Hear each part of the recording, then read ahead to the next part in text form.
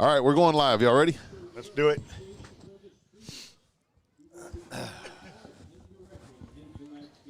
All right, good evening, ladies and gentlemen. We welcome you to Warhorse Stadium for tonight's District 15 4A Division II district ball game featuring the Devine Warhorses and the Crystal City Javelinas. As always, I'm Jim Sessions, joined by broadcast partner Gary Schmidt. Schmitty, it's good to be here back at home. It is good to be home. Hey, last home game. You'd think we'd know what district we're in by now, but hey, yeah, you know how we are. Absolutely. We're joined by a special guest tonight. We have our pregame show, which is sponsored by Brown Chevrolet, the Devine Warhorse Football pregame show, and that brings in a special guest tonight, and I'll just let our special guest introduce himself here. Hello, guys. This is Richard Ramirez from Brown Chevrolet. And again, we'd like to thank these guys from Brown Chevrolet. Jim and Gary do a great job. Lorenzo, Jonathan, we appreciate everything they do. When you watch that thing on YouTube, I mean, it's like watching John Madden on TV. And any of y'all that are 50 years old like me, if you watch John Madden, you could close your eyes, watch that game, and see that game with your eyes closed. And these two guys do a great job. We appreciate it. Hey, Jimbo, we're going to have to work in some pow, bang, shots in there. That's for sure. Booms. Yeah. We don't have any of the instant replay stuff that they do, but we do enjoy the, what is it, the wah-wah, wee-wah? Oh, yeah. And Baba Booey. Baba Booey. Baba Booey. Yeah. Hey, if you'll move that microphone a little bit closer, Tonight, you can bend it right here. Hopefully tonight There we we'll go. see some of those Baba Booies and wah-wah, wee-wahs. Yeah, absolutely. We've been having a lot of those. The Pearsall game. Pearsall, we got some good ones. Big offensive performance by the Warhorse football team. I know, Gary, you're going to get into this a little bit later when you talk to Coach Eads, but wow, what a performance by those guys. That's pretty much how I started that interview, I'm pretty sure, is wow. Over 550 again. And, first thing he said when I asked him, and y'all are going to hear this, the first thing he says was, we can't say enough about what our line's doing. He said, our backs are blocking, and we're doing some good things, but our line is doing such a great job. Those backs are 4 yards deep before they're getting touched. And, when the linemen are doing that, it's all downhill for the running backs. And literally downhill, north and south. I tell you what, Richard's here. We're going to brag about Cannonball, his son, not just because Richard's here, but I mean it makes it good because he paid us $5 each to do this. But anyways, that's the most we made all year too. It is. We finally made something out of this deal. That and some hamburgers from RJ's. Some hamburger from RJ. That's right. And that $5 was in a check form. Don't catch it too soon. Can you hold it till Tuesday? And since we're both basketball coaches, if we drop it, just dribble it, bounce it, it'll bounce again, right? It'll probably dribble till next week.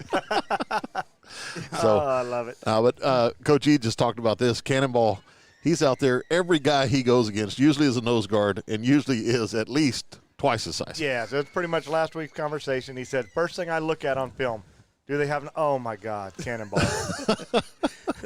he's like when the football gods separated people out, they said Devine will get no nose guards, but everybody else is going to get two.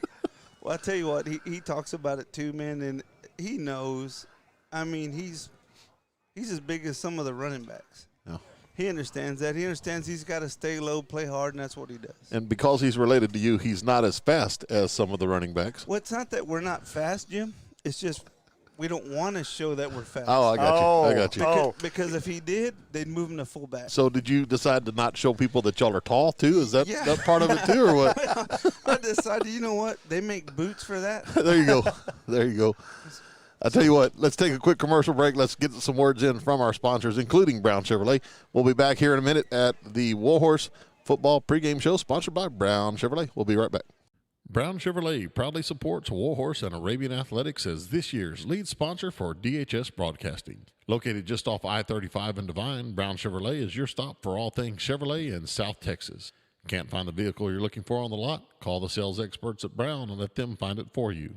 Serving the South Texas area for over 50 years, Brown Chevrolet knows how to provide our guests with an excellent car buying experience. Give us a call, 830-665-4435, or visit online at brownchevrolet.com. Stop by Mag's Place in Devine, a proud supporter of Warhorse and Arabian Athletics. Mag's Place, a boutique shop featuring products from John Hart, Mud Pie, Simplified Soaps, Scent Chips, and many more. Located at 200 East College, stop by and visit anytime. Or give them a call, 830-663-8077. Security State Bank is a proud sponsor of this year's Warhorse football broadcast. Security State Bank has served 7 locations around South Texas since 1925. Located in Pearsall, Pleasanton, Devine, Natalia, and now Cashville. Security State Bank's hours of business varies from location to location. Please visit our website, www.securitystbk.com, or call us at 830-663-2801 to check on a location nearest to you. Security State Bank, serving South Texas. All right, back here at Warhorse Stadium, last district football game here, last home game for the seniors. And if you notice out on the field underneath the DW, you've got the senior numbers out there.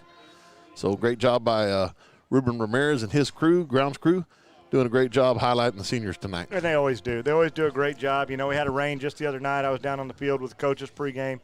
The field looks fantastic. I mean, you know, looking at it from this view where you can see it all, but then down there on the field, it does. It looks fantastic. Hey, I'm going to steal a line from our guest right there.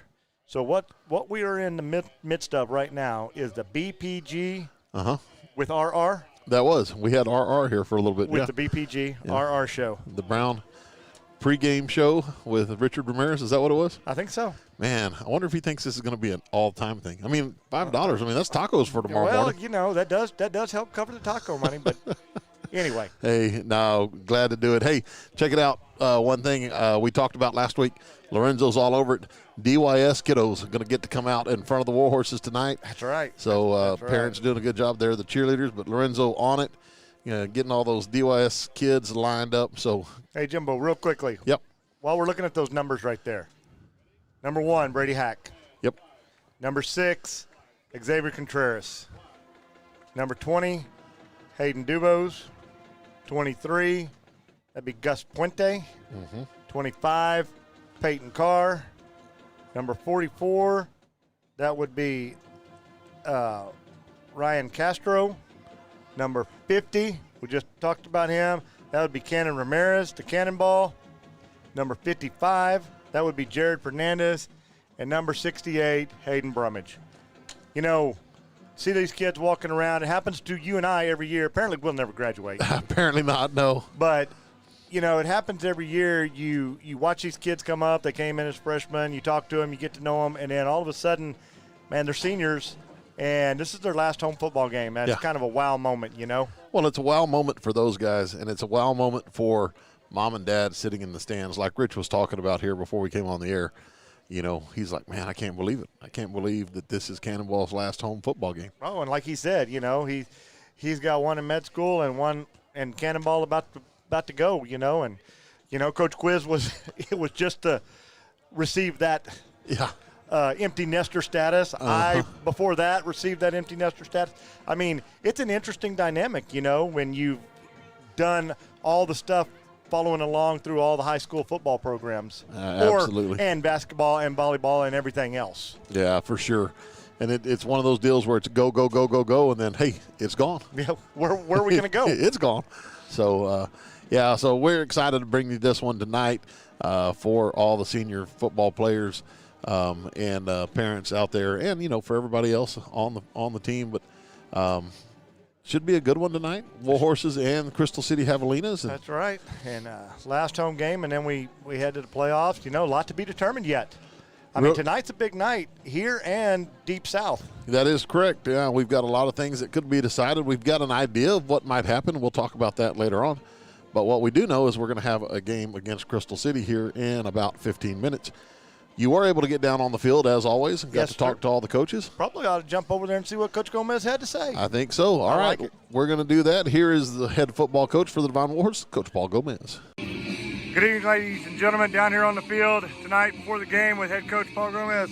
Coach Gomez, hey, congratulations on another district win. Oh, wow, things really coming together out there. The offense, the defense, team, special teams. Yeah. I mean, y'all had a little bit of everything Tell us about how the team's really coming together right here. Yeah, well, I mean, the Pearsall game, the game just kind of got away real quick, but we did all the things right. You know, defensively, we're pretty much, you know, as far as the game plan was concerned, our kids, you know, believed in it and went after it. Offensively, we moved the ball well all night long, and you know, we had some guys have some big nights. Ethan being one of them, and it's one of those things where, you know, one night is going to be Ethan, one night's going to be Brady, one night's going to be you know, Gabe, or one night's going to be Dubose. It's just one of those things where, you know, what we kind of give it to everybody and see what happens. Nice problem to have right there. Yeah. But I mean, we were, you know, we're doing everything well. We're clicking at the right time. You know, it's one of those things where we just got to keep it going. Well, that's what you'd be hoping, right? We're in week 10 now. Yeah. So we'd hope it's all be coming together and we're really seeing it. Anything stand out for you in that game and that Pearsall win? You know, we had a chance, and it's kind of like the situation here tonight. You know, it's kind of the same kind of team. You know, we have a chance to kind of have a letdown, and our kids, you know, came with it and didn't have a letdown, and right off the bat, you know, just executed well, and then we were really aggressive on defense. I know we made a few mistakes that caused touchdowns, but I mean, we were tackling and we were being aggressive, and everybody was running the football, and we were hitting hard. And that's kind of what you want to have towards the end of the year when we start playoffs. You know? Well, especially you want to see everybody still hitting hard and healthy, and no letdowns, especially with the rest of the season still yet to come. Exactly. Okay, what are we going to see tonight from Crystal City? Kind of a struggling team, but what are they going to bring? Well, you know, they are struggling, but, you know, for the past, like I told the kids, for the past 4 years, they've had, you know, really good success. You know, they've had their years where they were really, really good and one of the top teams in the district, you know. And so, yeah, they're struggling now, but, you know, they've, you know, 4 or 5 years already, they've been winning, and so they kind of tough through it. And so we expect their best effort. We told the boys, you know, we got to go earn the win. You know, it's their last game at home. You know, it's kind of one of those things where we got to continue on because they're going to give us everything. They're going to throw the kitchen sink at us. You know, one of those things, they have nothing to lose. Exactly. They're fighting for a playoff spot. Right. See what they can do. And then, like you said, the seniors with their last night playing in this stadium. So always an emotional time. Coach, let's go get that last district win. Thanks, man. Appreciate it. All right, back here at Warhorse Stadium.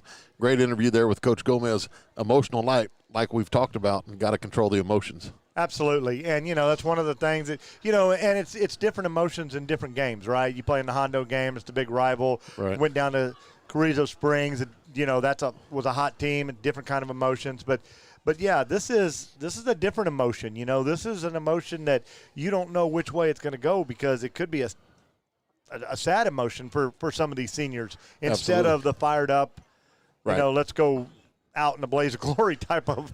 Yeah, absolutely. And, you know, this is one of those deals where we've got the deal where it's week 10. This is what the culmination of this season is. This is what you've been working for. You know, Warhorses have done their work. They're going to get to advance on to the playoffs, but you can't look ahead too far. You got to take care of what's in front of you tonight. That's so true. And, you know, it was so tempting to ask some questions tonight about, you know, what's in the future. But you know what? Let's take care of the business at hand. Let's just let them, and that's what they're doing. You know, yes, I'm seeing in my inbox when, you know, video coming through of all the potential, but they're still doing their homework on tonight's opponent. Yeah. You got to go get this W. Yeah, those huddle notifications have been flying in, haven't they? Yes, they have. Between Coach Mack and volleyball and the football playoffs coming up. Well, you got down, talk to Coach Villa. That's who we usually do next, defensive coordinator. Correct. So let's go ahead and get to that. Here is our interview with defensive coordinator George Villa. Good evening, ladies and gentlemen. Down on the field with defensive coordinator George Villa. Coach Villa, hey, super game against Pearsall. What stood out in the game or when you went and watched film? Well, both equally. The key to us that week was for us to be sound defensively. We were going to stay in our base because they had a lot of different looks offensively. And so, you know, being able to go into a game and stay in your base and be able to perform like we did was a very, very good feeling for us as a defensive unit. Well, and you told us before the game, you didn't know they're going to set up this way, they're going to set up that way, and it seemed like your guys handled pretty much everything they threw at y'all. Yes, they did. Probably see something like that again tonight. All right, Coach, tell us how you feel your defense is maturing and growing? You know, we are in week 10. Looks like they're starting to come together and trust in what they're seeing. Exactly. You hit it you hit the nail on the head there. Trusting what they're seeing, trusting their keys, reacting, being aggressive. I just got done talking to the Crystal City coaches, and I'm sure they have online films on us, and that's one thing that made me proud is when they said that, man, it looks like the old Devine again, where they're super aggressive, super physical. Seems like they have an idea what they're doing. They're well coached, and that was a very, very good compliment to our defensive staff. Oh, absolutely. And if they're trusting what they're seeing, then they are going to play faster and they're going to be more aggressive. Absolutely. Okay, speaking of Crystal City, what are we going to see from them tonight? You're going to see a lot of power run game out of a 3-back set. They're going to go, they'll have 2 receivers, 1 split to either side with the 3-back set. That's their main set, and they're going to power run some leads, some double leads, some powers, a lot of G schemes. So it'll be a good test for us.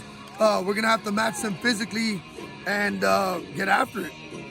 Coach, last district game, last home game, let's go get after it. Yes, sir. All right, nice interview there with Coach Villa. I wish I would have paid a little closer attention to it because I haven't watched any film on Crystal City. I don't know what they do. I heard him talking a little bit about it. He alluded to a little bit, but you know how these coaches are. They give you like the glossed over version. You know what I wanted to talk about from his interview was we talked about this a few weeks back about how, you know, as soon as you step on those lines, across those lines, you know, you're the enemy, you're at war, you're going to battle with this team. But yet we're going to have coffee with them in the morning. Yeah.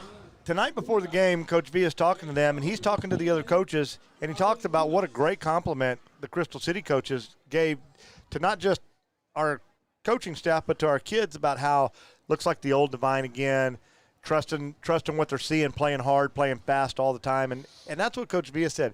Now that we trust and now that we believe in what we see, you just play faster. Yeah. And, you know, coaches know that. They talk about that all the time. And again, week 10, the culmination of everything, the scrimmages, all the way preseason, district play. The 110-degree two-a-days yeah, or whatever it was, you know. So, yeah, this is a culmination of a lot of hard work. And, you know, and here's the boys getting fired up and getting ready coming out. And with the kids there, the DYS kids getting to be there in the line. What a handshakes. Cool That's just situation. Awesome. That gives me goosebumps up here just watching this, Schmitty. Yeah, you know, and you can't do something like that without a great leader like Coach Quiz. Absolutely. To get this all started and to make sure that, you know, Coach Quiz has been here for a lot of years, and there's no, you know, what am I trying to say?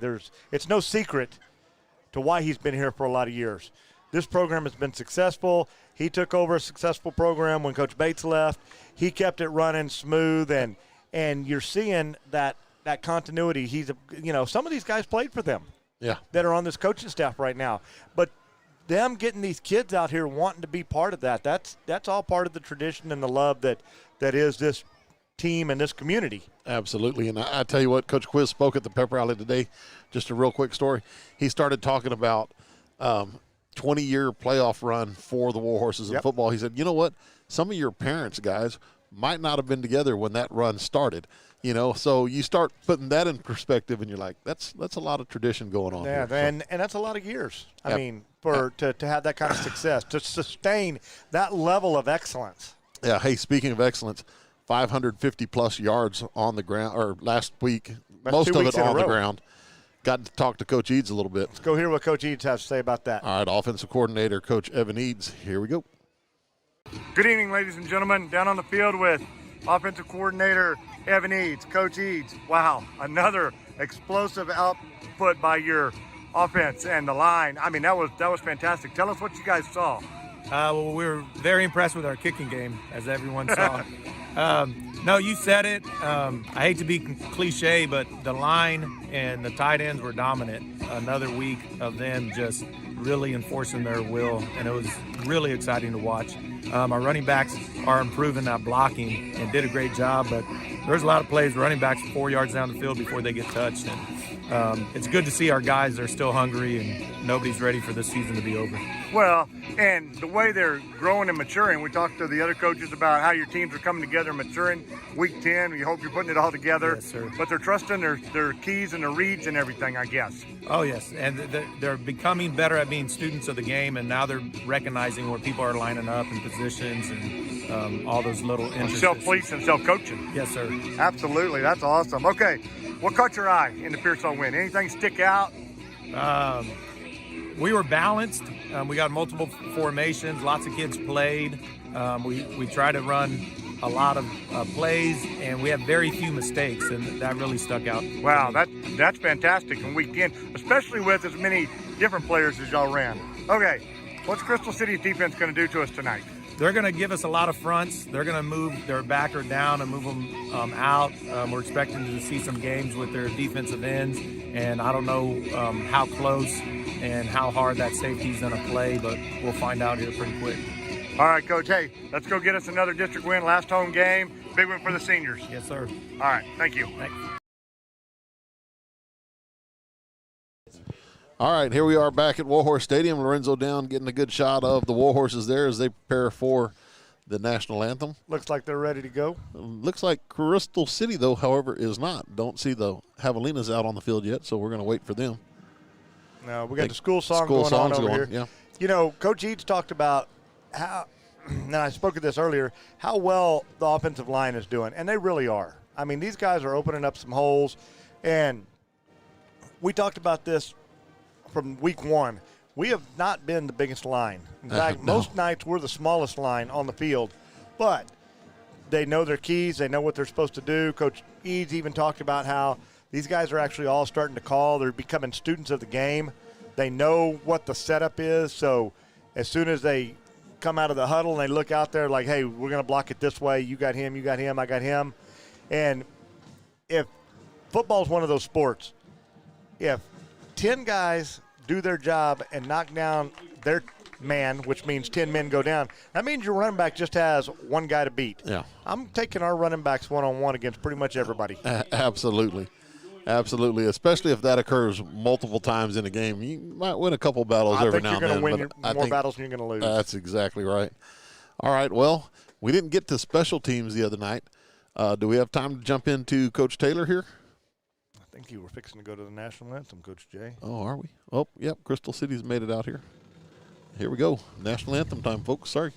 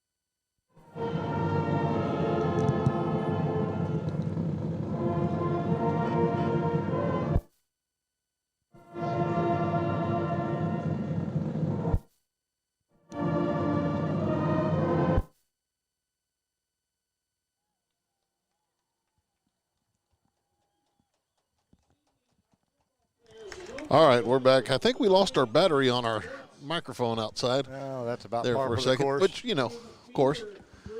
But that's the way we roll around here. Hey, Coach Jay, it must be one of those special nights where it's like the last home game or something like that. We got another guest up here in the press box with us. We sure do, don't we? An ex-Warhorse. Played a few years back. Noah Brogdon's joined us in here. Glad to have you, Noah. Welcome. Glad to be here. Thank you. Move that a little bit closer to your lips there, and we'll be able to pick you up a little bit better. How about that? Oh, I'm glad to be here. I appreciate y'all having me. Yeah, not a problem, man. Always fun to have people come in. We've got the Warhorses fixing to come out. We've got DYS students that are going to come through here with them, or DYSA players. So how exciting is this going to be for these little guys I'm right telling here? you. And Lorenzo's right there to pick it all up. Oh, But here they come. There they come. And looky there. Yeah, Here look at come those our kids. DYS kids. That's the future Warhorses running out there. That is exactly who that is. Super excited to see them. That's exciting. Tell you what, look, they're going to go all the way to the south end zone there, Smitty. They're going a little faster than I can go down that field, Jimbo. Yeah, well, you know, we welcome Noah to the booth, and then he gets upstaged by the little kids coming out. But, hey, you know, that's the way it goes here. So you remember your last football game, don't you? Oh, yeah, I couldn't forget it. Yeah. That's how it always is. Yeah, Especially the last home game. That's always a big thing you hold to your heart. That's such a big deal. That's right. For sure. On the bright side, we saw no trips. Most of the time when they run out, they aren't used to going that fast. Yeah, you're right. And out on the big field, they probably had never been on the big field, but yeah, that was a successful launch right there. Oh, yes. Hey, do we have time to get to Coach Taylor? Let's see. What do we got? We got the captains coming out. We might have to hold off on Coach Taylor till because we got the roving reporter right in the middle for the coin flip. We do. What do we have for Coach Taylor? About 2 minutes? Yeah, a minute and a half, something like that. You know, of course, he's got not a lot to talk about, but at least the one exciting thing, because we sure did start last week off with a bang, didn't we? Yeah, we sure did. Sorry, Coach Taylor. We got up here yapping a little bit too much, and we're going to have to push that. Hopefully we'll get it there at halftime. Looks like the captains for the Warhorses are going to be all seniors. 55, Jared Fernandez. 25, Peyton Carr. 23, Gus Puente. Number 6, Xavier Contreras. We're still waiting on a roster for Crystal City. So when we get that, we'll try to identify some of the Javelina players. So we'll work on that here in a minute. Now that we've got someone young in the booth, we might send Noah out the door to go find one in a bit. But hopefully someone will bring one to us. Yeah, it's interesting. I've already had a couple of texts from the stats men down on the field like, hey, you got to – nope, not tonight. I don't have the nifty roster to take a picture of to send it up to you. But anyway. Yeah, we got Mark Navarro tuning in tonight. He is tuning in from North Dakota. Said it was hot there today, high of 52. Oh, well. High of 52. We got a low of 52. Everybody thinks it's so cold you can't even stand it down here in South Texas. I tell you what, I almost didn't bring my jacket up to the press box. I'm going to take mine off. Glad that I did earlier. So, but you're young. Yes. Yeah, not like we're not young anymore. No, we're not. Far from it, as a matter of fact. So, looks like I haven't really been paying attention to the coin toss here. It looks like it's ready to happen. There. Lorenzo is going to be able to tell you what it is. Oh, he zoomed right. Oh, look at that. Yeah. Oh. I like the focus. Yeah. So, looks like Crystal City is getting talked to here. So, they're going to turn around. Looks like, what are we going to do, Jimbo? Well, looks like the Warhorses are going to get the ball first here, Smitty. There we go. Set the tone. Yep. We talk about that all the time. They have had a good season of setting the tone. So let's hope that stays up there. Lots of stuff going on. Lots of stuff going on. Busy time of year. Yeah, you're basketballing and had your first scrimmage. What brings you down this way, Noah? Well, it was mainly the interview that I wanted to get for my I have a coaching class at A&M, and one of our requirements was we had to pick a coach that never actually coached us, and it couldn't be a sport that we want to coach, and I just figured I've always admired Mr. Coach Schmidt, so I had to get him. Oh, how about that? You didn't know you were going to get to be interviewed and be on the broadcast with us when it all came about, did you? No, I did not. Well, hey, we turned the tables on you a little bit. Oh, no. But I tell you what. Sometimes it works out for the better. You take this YouTube link and show it to class and say, hey, look, how did this go? Oh, no, exactly. I don't know. That may not, Jimbo, that might not be a good thing. No, it might not be. And the link might be disabled for a few weeks, but we'll get to it eventually. Yeah. There we go. So we can always make it private, and I'll share it with you. We may have to wait till halftime till we get to our interview, but I'm looking forward to it. Glad to help out. That's exciting. I was excited when you texted me about wanting to do it, and looking forward to helping you out. No, for sure. I mean, especially because I'm in my senior year, so I plan on graduating this spring. And so I don't know necessarily the next chapter where I'll be. And the last thing I would want is me not to be able to come back and watch a football game that I gave so much to. So it means a lot. Absolutely. No, for sure. That's awesome to hear. All right, we are about ready to go here. So Crystal City will be kicking off. Again, we don't have a roster for Crystal, so we'll do our best as we can. Deep kick is going to be fielded. Oh. Well, it's not going to be fielded. Warhorse's little miscommunication there. It looks like here we go. That is going to be Ray Ramirez, or not Ray, Nate Ramirez, I'm sorry, out to the 27-yard line. So little more excitement on last week's kickoff. I know that's what Coach Taylor got to allude to in his interview, but Warhorses will get out to the 27. They'll start their 1st and 10. Yeah, it's not like baseball. Nobody calling the ball out there. So, anyway, we've seen them start like this before, though, Jimbo. Not bad field position at all, and let's see if that line holds true with what we've been talking about all evening.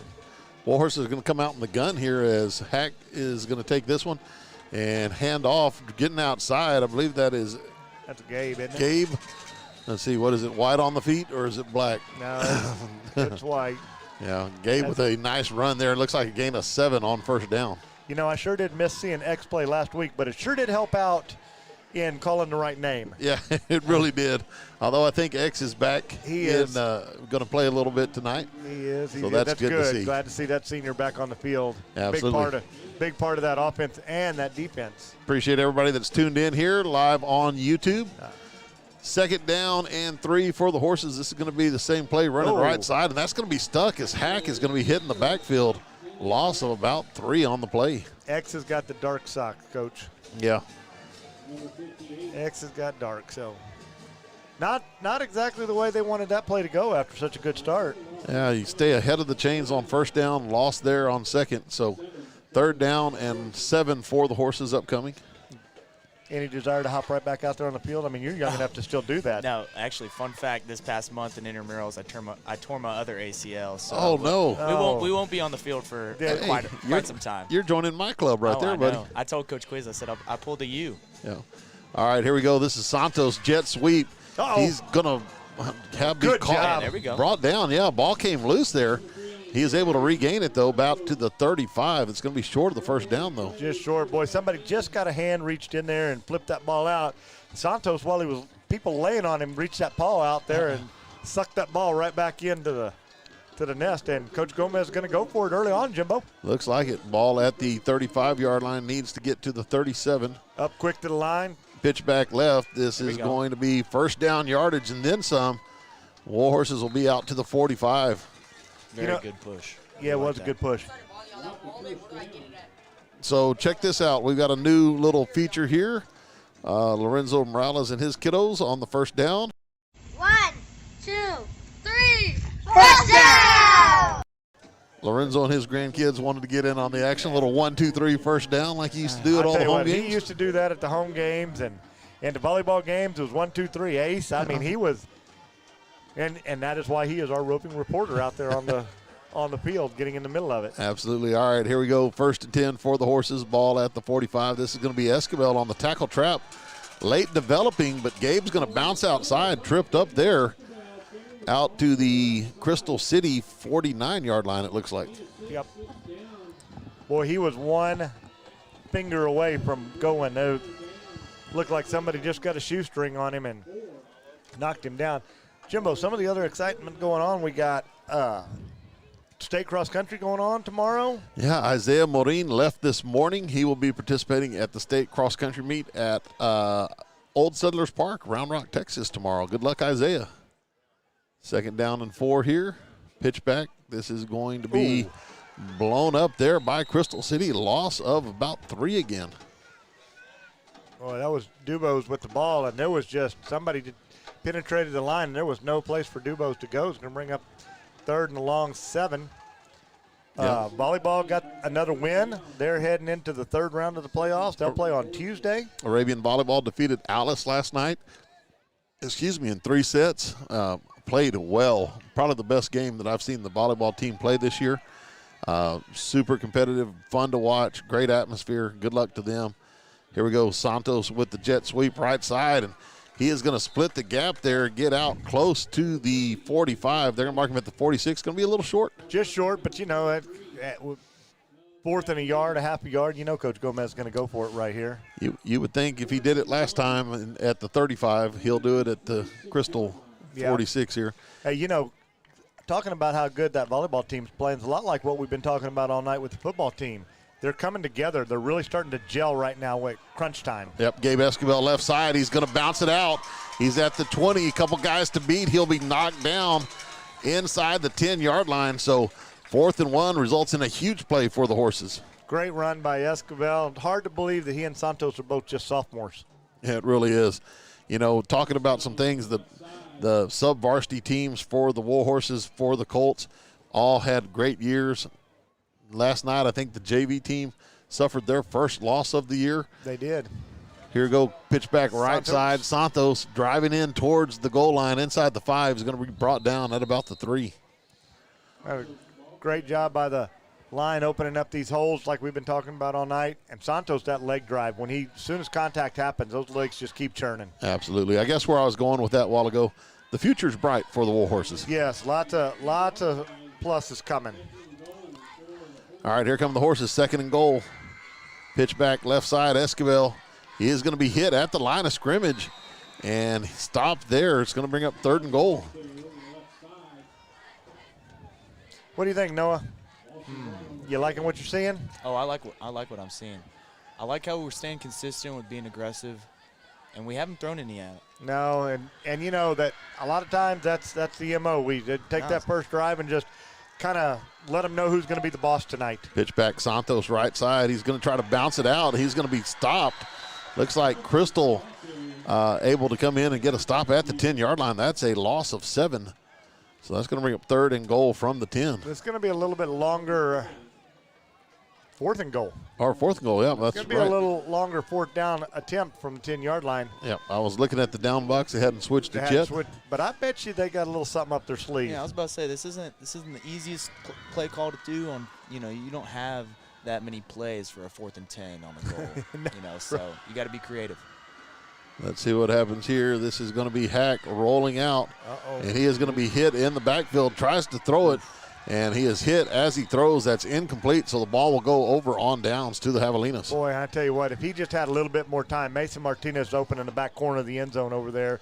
But you got to have that time, and the Crystal City defense has got a good game plan right now. They have penetrated and gotten through that line a couple of times and made it tough on the Warhorses. So, no points there, but we do have them pinned back deep, and let's see if that defense can keep them down there. I was going to say, it's all about positioning, and we got them in a good position. So, on the bright side, that's it. That is definitely. They have a long way to go. They have a long hill to climb. That is absolutely correct. So here comes Crystal City. They're going to come out in a pistol-type formation. 2 receivers to the right. Shotgun, handoff up the middle. Nothing doing there. Big stop by the Warhorse D. Boy, that was absolutely nothing. Looks like Cannonball Ramirez getting up off that pile, and who is that? 64. Oh, here you go. Did I give you a paper?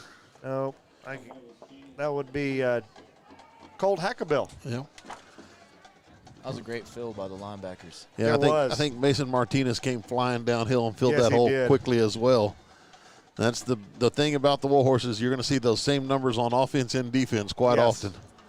Yeah, you look down on the sideline. There's not a lot of bodies there. Same formation here. Crystal City is going to take this one, try to bump outside, and there is some room. This is number 30, and he is going to be run down after a gain of about 7 there, Smitty. Yeah, speaking of those linebackers, Mason Martinez went all the way through the hole into the backfield and then was in on the tackle out there on the sideline. So never lots quit. of effort. Yep, yes. Never quit. That's the most important thing. Absolutely. So, Noah, you were talking about being in a coaching class. So is that an idea of the profession for next year? Or do we know yet? So I just got my personal training certification. So I've been doing that for a while. I've got my minor in coaching, and then I majored in sport management my idea with that was to hopefully be an athletic director one day. So, I plan on coaching. We'll see as far as what path I take going forward. I actually had a very cold, how do I want to word this? It was the board. I'll just explain to you a little bit of the guy I talked to. So a girl that I coach at my gym, her dad is actually on the board of directors for the Pro Football Hall of Fame. Oh, okay. So I got to have a phone call with him last Sunday, just kind of talking it up. He wanted to know my passions, and I'd mentioned how I wanted to coach. And he said, well, I don't know quite how much I can do for you immediately as far as coaching, but we're looking for interns this coming spring and summer for the Pro Football Hall of Fame. So cool. I'll be applying for that. He said he mentioned it to the president and emailed him my name. What an awesome job. He said, let me know whenever when you apply, and we'll try to make it happen. So I'm open to a lot of things. I don't want to limit myself. A lot of times in the world, it's sometimes who you know, not necessarily what you know. That's exactly what they say at A&M as well. Penalty was a hold against Crystal City. It was declined. Warhorses are after the punt They get a there. finger on That is going to be short. Fielded at the 25-yard line. I don't know if that ball was blocked. I think maybe it was. I tell you what, I think Luke Friesenheim got a little bit of finger on that ball and it came down short. And you know what? It was a little shorter than Gabe even thought, but Gabe had a chance to field that ball at 25, and if he'd have caught it in the air, he'd have been off to the races. Yep. That's for sure. He might have put us back right where we ended. Exactly. Yep. Regardless, Warhorses will have it at the 25-yard line. So excellent field position here on drive number 2. Just like Noah said, they did what they needed to do. Defense held them, kept them, turnover game, position game. Quarterback keep here by Hack. Makes a man miss, tries to bounce outside, tripped up as he gets down to the 15-yard line. Looks like they're going to spot him at the 16, Yeah. so just a yard short, but a heck of a 9-yard gain by Hack on the first down. So Hack trying to give the ball to the official there, and he's like, hey, throw it to the other dude. Hey, don't worry. You're the quarterback. You can throw it. The clock's ticking. Come on, fella. Help a brother out here. Absolutely. We are under 4 minutes already here in this first quarter. So happy to have Noah joining us because that is exciting things. Yeah, we Yes, talk sir. about it all the time. The less we talk, the better. So No, how you mentioned about us in field position, I think it's important that, a lot of people, if they haven't really watched football, it's okay if we don't score on the first drive. It's a long game, especially on district. It's going to be a battle the whole night. So Right. we gotta look forward to the future. I mean, no worries. That's it. Exactly Gotta right. trust in the coaching. They're going to make adjustments. yeah, you can tell the Warhorse is throwing a couple of different things out there. A little wildcat there with Xavier Contreras. Yeah, and I Lost tell it too. that was a jersey grab again. We need the Earl Campbell tearaway. He's to the house with that jersey on, but Absolutely. since we don't have those jerseys anymore, they were able to drag him down. It's going to bring up 3rd and 2 on a cool night. Yeah, man, it's on nice. Devine. Yeah, This it's is good football weather right This here. is isn't this it? is good football weather, weather. fall weather, Yes, fall boys of festival fall. parade Yep. tomorrow. Ball's on the ground. No, looks like we pitched it back, but Oh, that did not look good. No. Flag is on the play. yeah, there is a flag on the play. Let's see what this is. As it stands right now, that's a loss of about 7 for the Horses. Maybe what I saw was one of our linemen going, I wonder if that's going to be a high-low block. Nope, just offsides. Yeah, offsides I against saw Crystal somebody City. dive in the middle. I thought it was the ball in there. I don't know what it was, but it looked a little weird, didn't it? It was all kinds of not the way we wanted. But that offsides penalty is going to get us to first down. It sure is. Let's see if I can do it. 1, 2, 3. First down! Oh, you give Matt and Lorenzo too much time, and they'll come up with just about anything. Yep. Hey, Sure do appreciate all their help, though. absolutely. Shout out to Jonathan Lowe. He's filling in tonight. Matthew went to California to go watch Angel Gonzalez's son. There's That might another. be another one, yeah. Yeah, I that think was so. contact.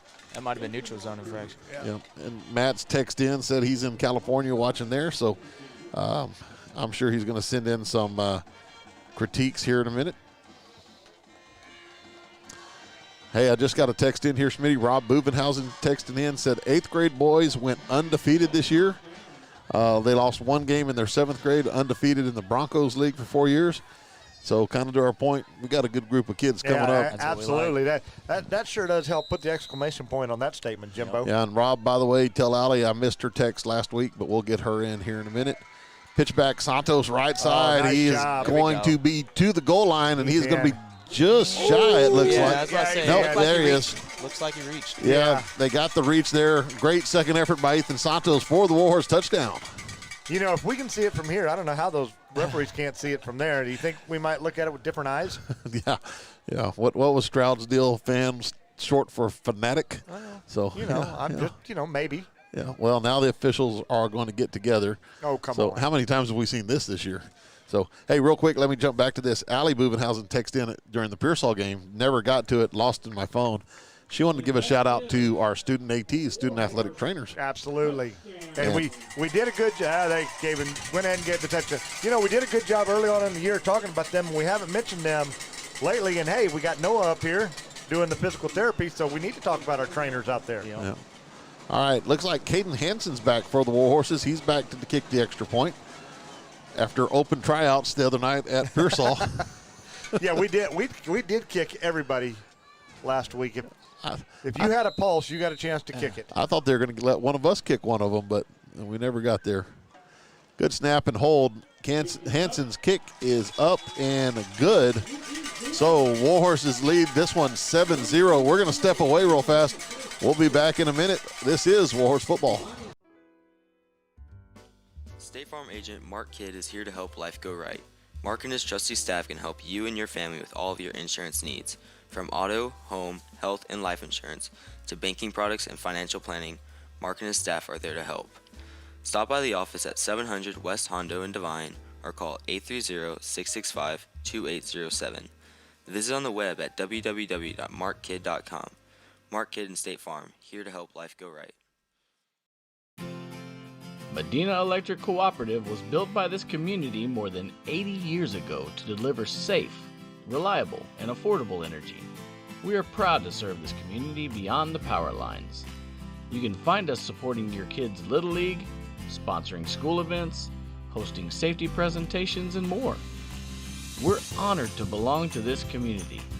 Keep up with Medina Electric from the power lines to the sidelines on social media or at medinaec.org. All right, we're back here at Warhorse Stadium. Warhorse is up 7-0, 1:44 left to go here in the first quarter. Looks like Hansen set to kick it off. Yeah, Noah just told us an interesting story about doing the chains. He works the chains for the College Station chapter and makes good money doing it. Yes, sir. Surprisingly, most people get volunteers when it's a small town, but apparently College Station likes to pay them. Coach Quiz probably don't want you telling our chain gang. No, I know that. I know. I shouldn't be saying that too loud. Absolutely not. All right, here comes the kickoff. It's going to be fielded at about the 27-yard line, run out towards the 37. I never realized how weird it is not having the roster for the other team. I was just about to say, once again, I'm sorry that we can't tell you who fielded that ball. A little squib kick by Hansen, but we got nothing from Crystal City or – I'll tell you what, I know the guys that are doing the live stream on the far side over there for the other guys' sports show. I bet I can get in touch with them and maybe we can get a roster in the second half here. Yeah, that'd be good. In fact, they're some of the inspiration for some of the things we put together for this live stream. There we go. All right, Crystal's looking to throw here. Pressure coming by the Warhorses. And let's see, before this play happens, I believe they're going to have a whistle. We got a false start, looks like. Yep. Noah's all over it. You can tell this guy's been on the sideline. Sure. I actually have a coaching a football class where we have to go over official signals, so I've gotten a little bit better since high school. I used to, I'd get flagged and be like, for what? And I wouldn't be able to tell, but now it's nice to know. Cool. So do you have to go over like rule interpretations and things like that? Yes, sir. Have you got to the 1-point safety yet? No, I have not. There is a 1-point safety, believe it or not. It can occur on a 2-point conversion. That's pretty much all I know about it. Tommy Teague was the guy that he brought it up to us one day in class, and I asked Coach Eads about it the other day. He gave me the explanation. Oh, there you go. But it's basically when there'd be a safety on a play where it involves 2 points. Yeah. So like a 2-point conversion. And anyway, somehow they ended up on the other end, and it ends up being a safety. Oh, yeah, it's crazy. Yeah, but it would be a 1-point safety. So just FYI, we're good at about stuff like this. Useless information. Pass complete here. Table talk, we need it. That is going to be a good play by the Warhorse defense. Gabe Esquivel coming in to make the play along with Nate. Yep, Gabe and Nate there to drag number 8 down, whomever number 8 is. Hey, just got an updated score coming in. Bandera is up 7-0 over Pearsall. And in the game that everybody is interested in, Carrizo Springs is up 14-0 over Hondo with 7:46 to go in the first quarter. So it sounds like Carrizo Springs has it rolling. It sure like does. they've had all year long. And you know what? Congratulations to them. What a great season they've had. Yeah, I saw some interviews there. Big game coverage by KSAT 12 is going to be there to cover that one tonight. So here we go. Crystal City looking to throw. Nope, quarterback draw. And that is well played by Peyton Carr. Peyton Carr coming up from the linebacker spot, making a nice, sure solo tackle. And Ethan Santos, again, like you said, same numbers. Ethan Santos on the run, Ethan Santos on the tackle. Peyton Carr on the block, Peyton Carr on the tackle. Yeah. Hey, I like that. Third down and about 13 coming for Crystal City. So, Noah, it sounds like sports is definitely in the future in some aspect. In some way, shape, or form. Hey, after this, you might want to be a play-by-play guy, be the next Jim Nance, huh? I would love to try anything, honestly. I like to be a jack of all trades. There's Peyton Carr once again with the tackle. Great job there by Peyton. Quarterback scramble there, gain of 3 or 4, but still going to bring up fourth and really long. Excellent job downfield by the horses. I'm sorry, Jimbo. That's all right. I keep rambling on over here. It's been a super long week, Schmitty. Well, you did have your first scrimmage. How'd that go? Went well. It went well. We'll talk about it a little bit here after this. We just finished the first quarter in what seems to be record time. We're going to take another commercial break so you can hear from our wonderful sponsors. We'll be right back. Royce Grain out of Hondo, Texas is your supplier of premium quality feeds, bagged and in bulk. Royce Grain provides corn, apple scent corn, protein pellets, specialty feed mixes, scratch, and wild bird seed. Call 210-844-4015 for ranch delivery or stop by Morales Feed Store or WOG Supply in Devine. Royce Grain, premium quality feeds.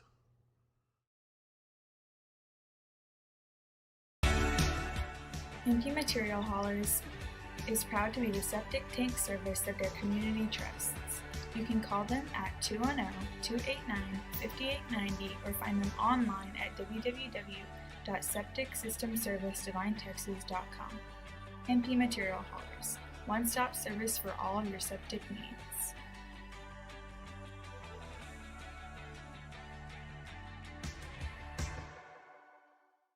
All right, here we are back here. Second quarter, Warhorse is up 7-0. Crystal City in punt formation.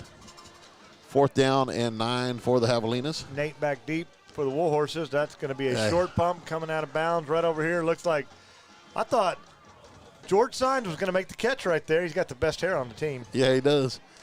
Big George there. Short punt, probably a net of about 12 yards there. Warhorse is going to get it at the 48-yard line.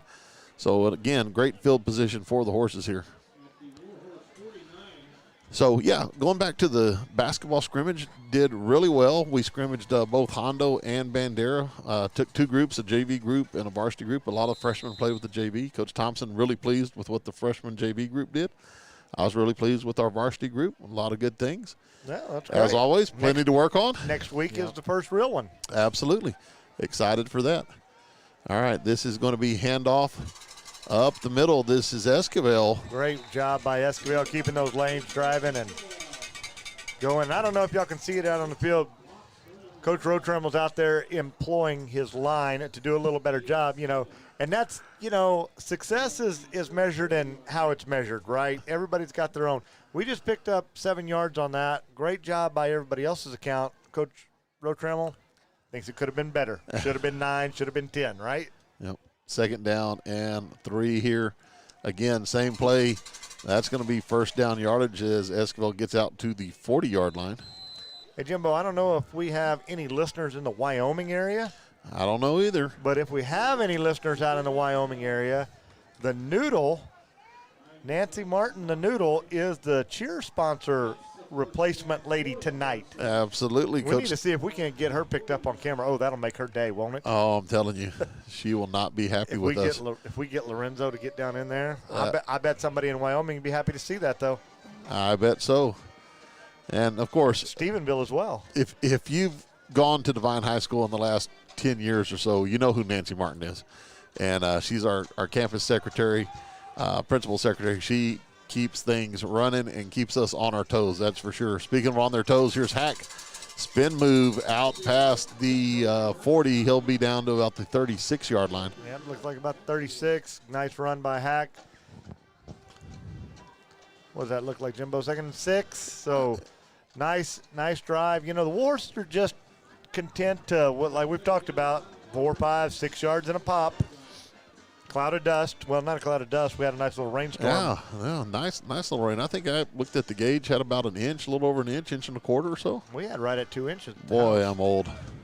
I know. When we're talking about rain. Yeah, not much doing here. Maybe a gain of 1 on 2nd down and 5. So picked up 1, got it to 35.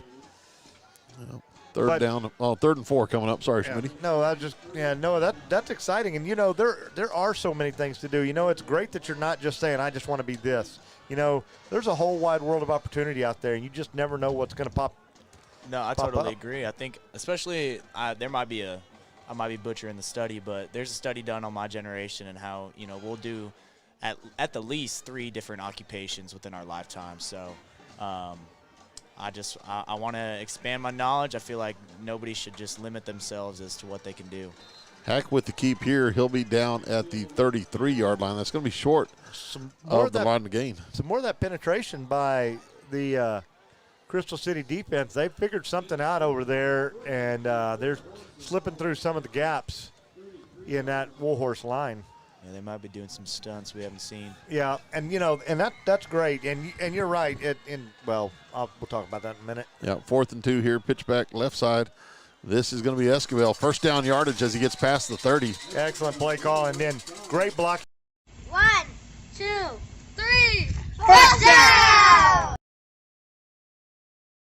But I think that's more and more common now. Looks like we got a timeout coming up, Coach Jay. Yeah, it does. Let's go ahead and finish the thought there, Schmitty. That people do move around. They do try different jobs and different things. And you know, back in the day, you kept your job for whatever it was, 25 years or 50 years, and you got your gold watch and you moved on. But, you know, maybe that wasn't really living life to its fullest. 100%. I think it's important that you try something out. It's okay if you don't like it, but at least you know you don't like it. Yeah, exactly. How are you? And you know what? Then there's nothing wrong with that. Especially when you get out there, you got your college degree, you come in there and like, oh, I thought this is not what I thought it was going to be. Exactly. Let me go try this, and then, you know, 100%. if you are going to end up retiring from a job at some point, which that's the Yeah, goal. It is. You know, let it be a job that's not work. Yep. And how do you get a job that's not work? You go find one that's fun. Exactly. Absolutely. Something that you're passionate about. Absolutely. Yeah, Keep the passion. I tell you what, we talked about how busy this week's been for me, but I wouldn't trade it for anything. This is what I love to do. Oh, it's way better Basketball than sitting in an scrimmage office. Monday, volleyball Tuesday, Wednesday night. We were going to do a podcast, end up with middle school games. Thursday I actually got a break. I got just do basketball uniforms in my room because the volleyball game was early. Now we're doing this tonight. So I love it. I wouldn't trade it for anything. Yeah, I like to stay busy as well. I mean, it keeps you going. Well, if you get into education, other assigned duties will definitely keep you busy. Especially if you start hanging around the coaching staff. They'll find something for you to do, that's for sure. All right, here we go. 1st and 10 for the Horses after the timeout. This is going to be handoff to Dubose up the middle. Not much doing there. No, and if you think that you're going to get out of coaching and not have many jobs to do, you find out that Coach Quiz can find you a job to do. Yeah. Absolutely. You never know when COVID's going to hit and you're going to start live streaming stuff. And, Exactly. You know?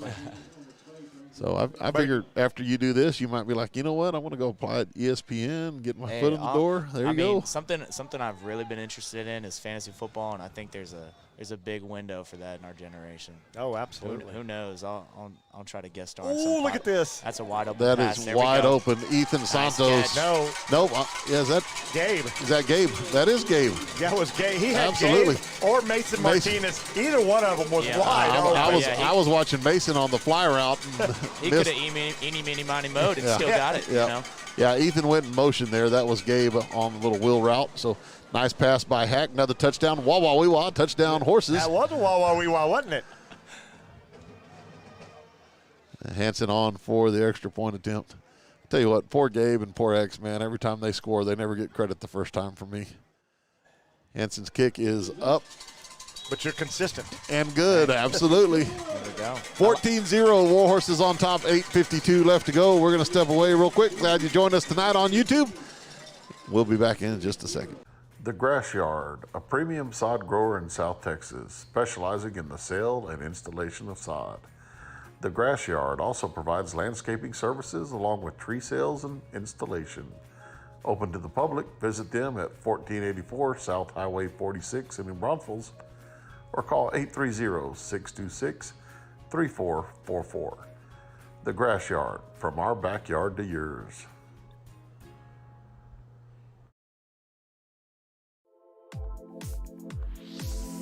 Come see Warhorse and Arabian supporter Eric Smith at North Park Chevrolet for all your car buying needs. Located just down the road on US Highway 90 in Castroville, North Park Chevrolet consistently ranks among the top Chevrolet stores in the state.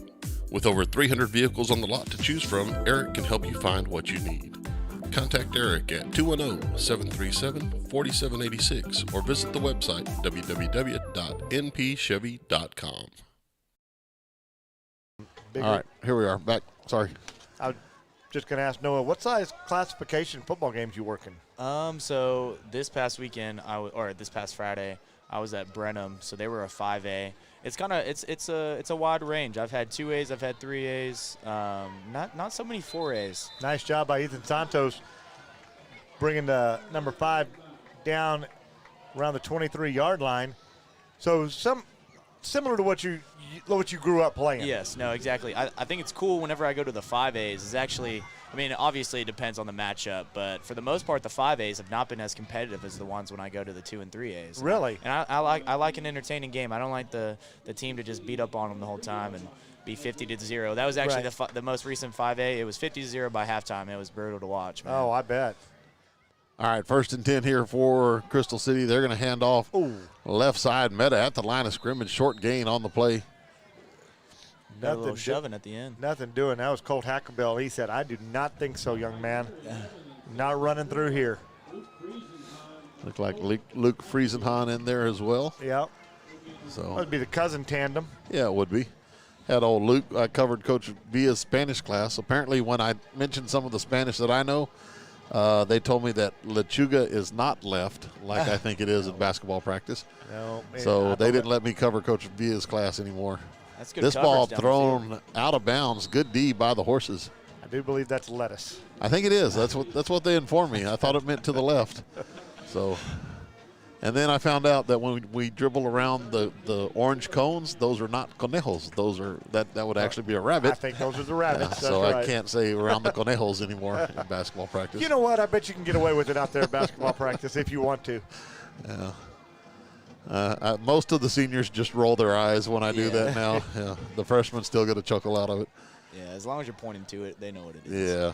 3rd and 10 here. Twins both sides for Crystal City. A little motion coming here.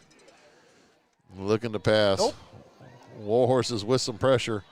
And looks like Hack's going to make the tackle at the 33-yard line. Ooh, that is going to be close. Yeah. That spot looks a little bit short. Yeah, I think he's going to come up just short. Nice effort. Oh, they gave it to him. They're going to give him the first down there. The down box was in agreement with us. They had the 4 up there already. They did have the 4. They were ready to go with 4th down. Looks like the ball is resting on the 33-yard line. Little, wonder if somebody's barbecuing. We got a little smoke coming across the field. I don't know if y'all can see that on the screen. Motion again by Crystal. They're going to motion to trips. Looking to throw again. Pressure again by the Horses. This ball is going to be thrown out of bounds, yeah. That was a nice job by Luke Friesnon getting pressure on the quarterback over there, causing him to throw that ball out of bounds.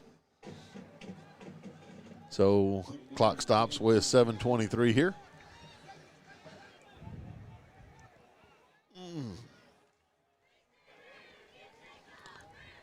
Yeah, so I thought I had the night off last night, and Coach Thompson and Coach Mangold were nice enough to go to the volleyball live stream. They took all the equipment down to George West. I got a call at about 8:45 saying, I don't have my school keys. Can you come up to the school and help me unload this stuff so I can put all this stuff in your room? I was like, okay, Coach Thompson, I'll be there. So ended up working another hour. Pass out to the flat here. Nice job by the Horses. They're going to track that down after a gain of 3. Friesenhahn out there again along with Nate, bringing the tackle down. It's a nice 3rd and long. So shout out again to Coach Thompson as she took Isaiah Maureen to the state cross-country meet in Round Rock. Good luck, Isaiah, going tomorrow. I saw some stuff on Twitter today. It looked like our neighbors to the north, the Lytle Pirates, their girls finished 4th at state, and I think their boys finished 3rd at state today. Yes, they had made a good run, and they are doing well playing Cotulla tonight. I just looked at a score. They're up 7-0. Ball over the middle, just over the throne there, almost off the fingertips. Couldn't quite get to it. Of number 14 there. Yeah, number 2, Sam Guardiola in coverage. So that'll bring up another 4th down for the Javelinas. They'll bring the punt team out. Keep an eye on that roving reporter because he is on the hunt for Miss Martin, I believe. Look out, Noodle. He's coming after you. He is coming to find you. You know, boys, I liked how y'all brought up consistency and having a good push right towards the end of the season. I think that's really important, especially going into playoffs. Ooh, that ball was Mason Martinez nearly blocked. Nearly got that thing blocked. That's a couple by the Warhorses.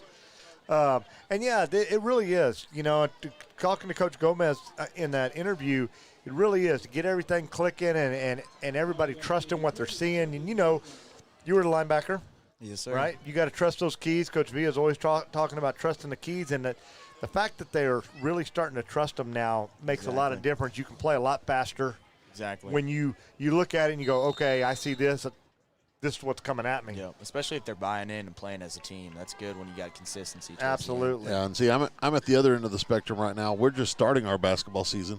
Yeah, so when we're there, we're still have some kids that are confused and not quite sure of what we're doing offensively yet. Hey, so, we got Willie on there down on the screen. Oh, that's a little jailbreak screen. Yeah. Santos, 50-yard line. 40. I think he's gone. Wah, wah, wee, wah. Ethan Santos. Oh, call, no. baby. Look at this. Flag. Right out here on the 46-yard line.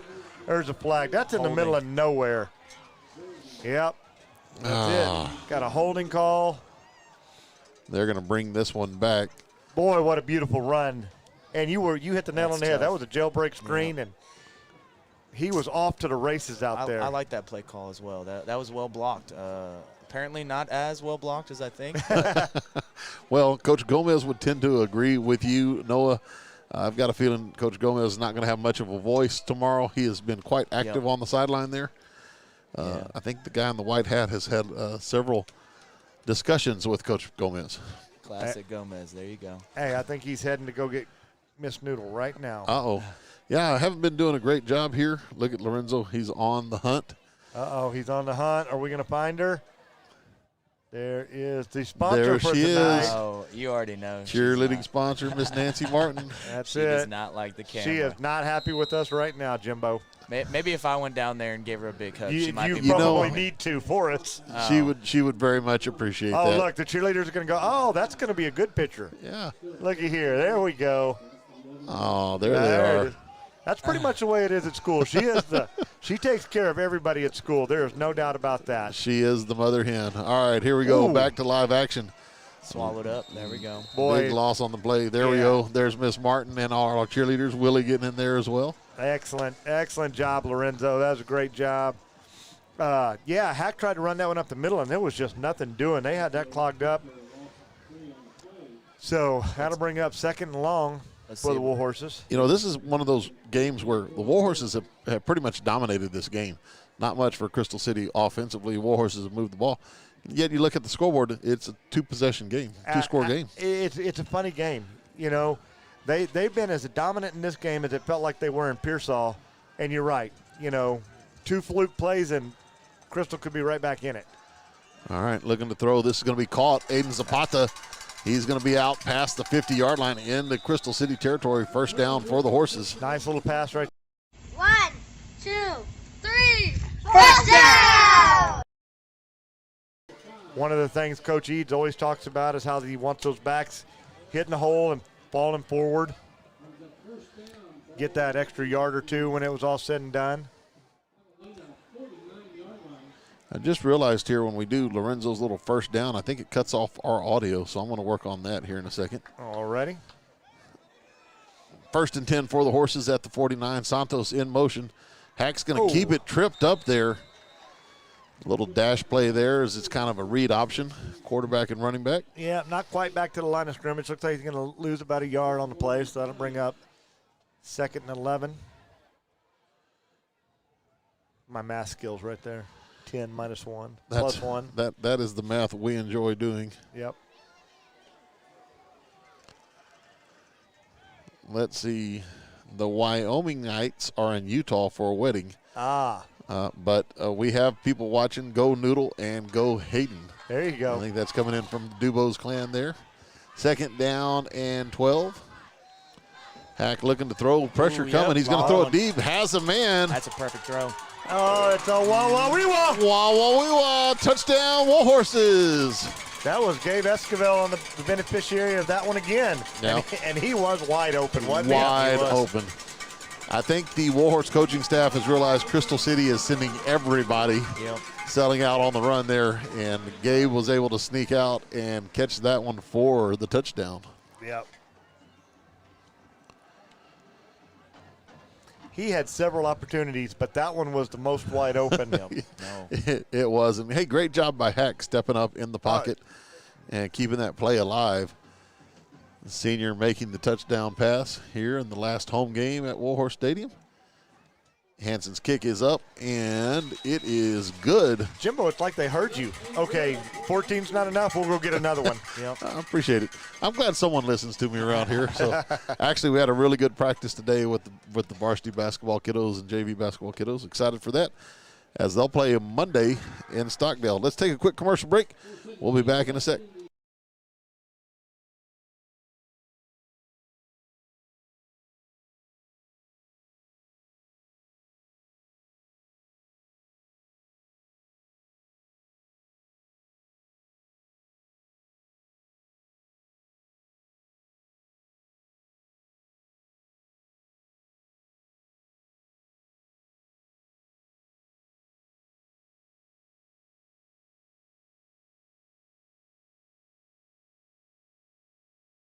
All right, back here at Warhorse Stadium. Warhorse is leading this one by a score of 21-0.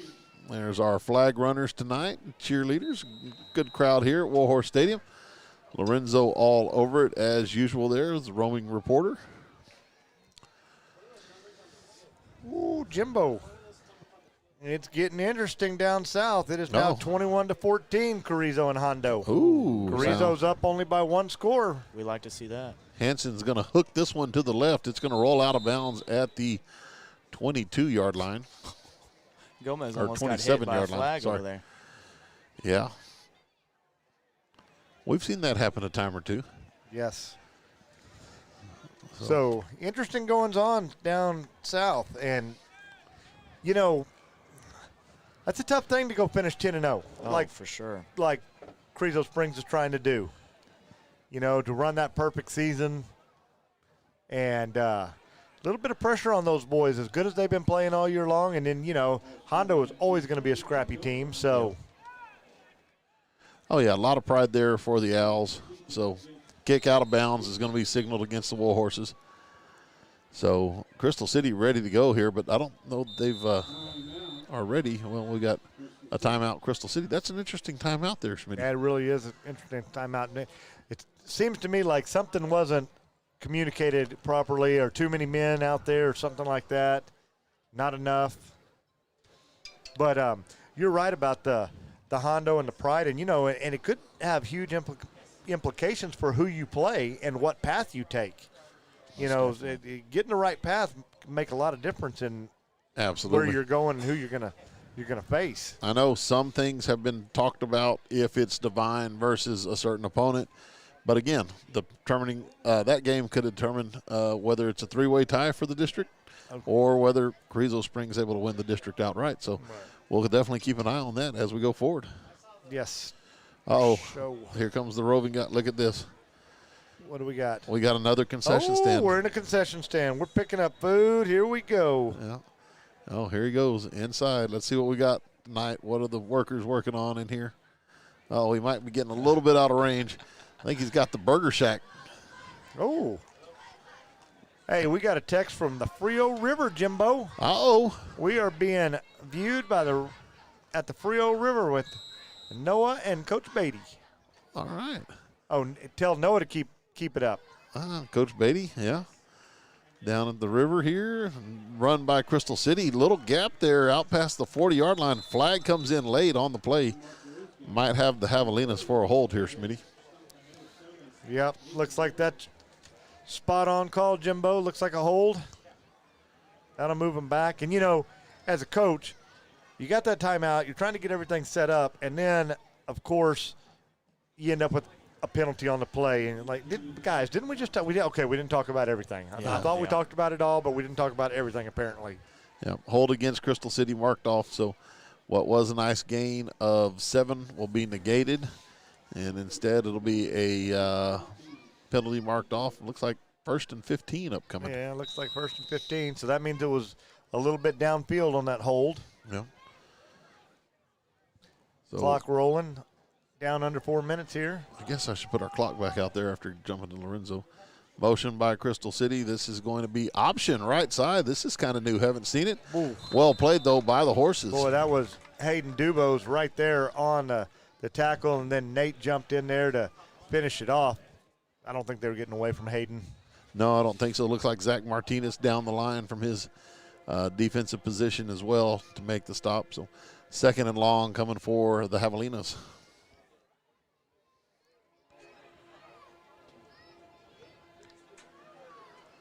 Yep, now we're in another concession stand here with Lorenzo. Look, got the nachos going. I'll tell you what, that guy is everywhere, isn't he? He is. Wonder if he goes in there for samples. I don't know. He doesn't bring anything back for us. We're going to talk to him about that. Quarterback scramble here. Again, well played by the Warhorse defense as they are going to run the quarterback out of bounds at the 30-yard line. That'll be a gain of about 2 or 3. Yeah, Peyton Carr and Brandon Martinez bringing the quarterback down right there. 3rd and long. Let's get a couple of the ladies here that are working. Gentlemen working hard, supporting the student athletes and band members. All kinds of support by the community Devine. Appreciate everybody that pitches in for the games here. High snap. Crystal City is going to come down with that. And number 4 is going to scramble. And he is going to be slowed down by Peyton Carr, wrapped up by the rest of the Horses as it's a gain of 5. And I think Coach Gomez is going to call a timeout here as 4th and long is coming up. I think you're right. That was Luke Friesenheim. Peyton Carr, you hit the nail on the head, slowed him down. Luke Friesenheim wrapped him up and brought him down. Here's our roving reporter as he is in the south end zone. Man, that's pretty good range on this thing. On our little camera here. He's probably going to play the xylophone next. Well, I tell you what, some of those shots he has at the band, he's out there. I mean, he's right in the marching contest with them. Absolutely. I tell you what, let's take a quick commercial break. We'll be right back. Stop by Image Matters in Devine for all your design and business needs. Offering an in-house custom artist, Image Matters handles a wide variety of products from spirit shirts and embroidery to the creation of signs and banners. Image Matters also carries a wide selection of awards, offering anything from ribbons and trophies to customized plaques. Located at 200 West Hondo, stop by and let Butch and Kim Cook and their 35 years of experience go to work for you.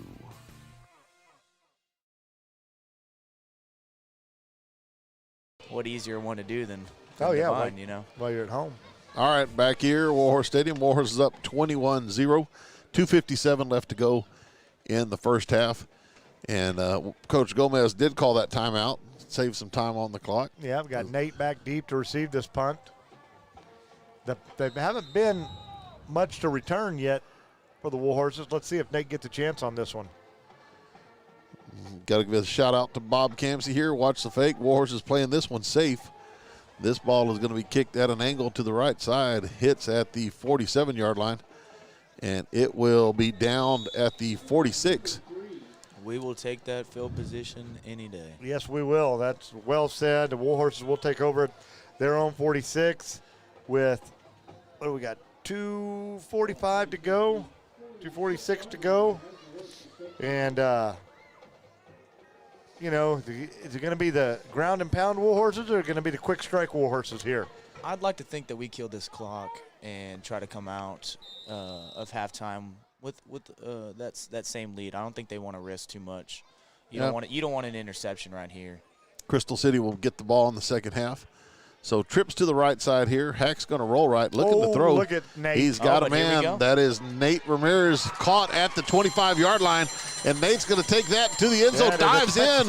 Wah! Touchdown. That would be the Warhorses. quick strike Yeah, Warhorses. there you That go. is. There you go. Hey, we'll take it.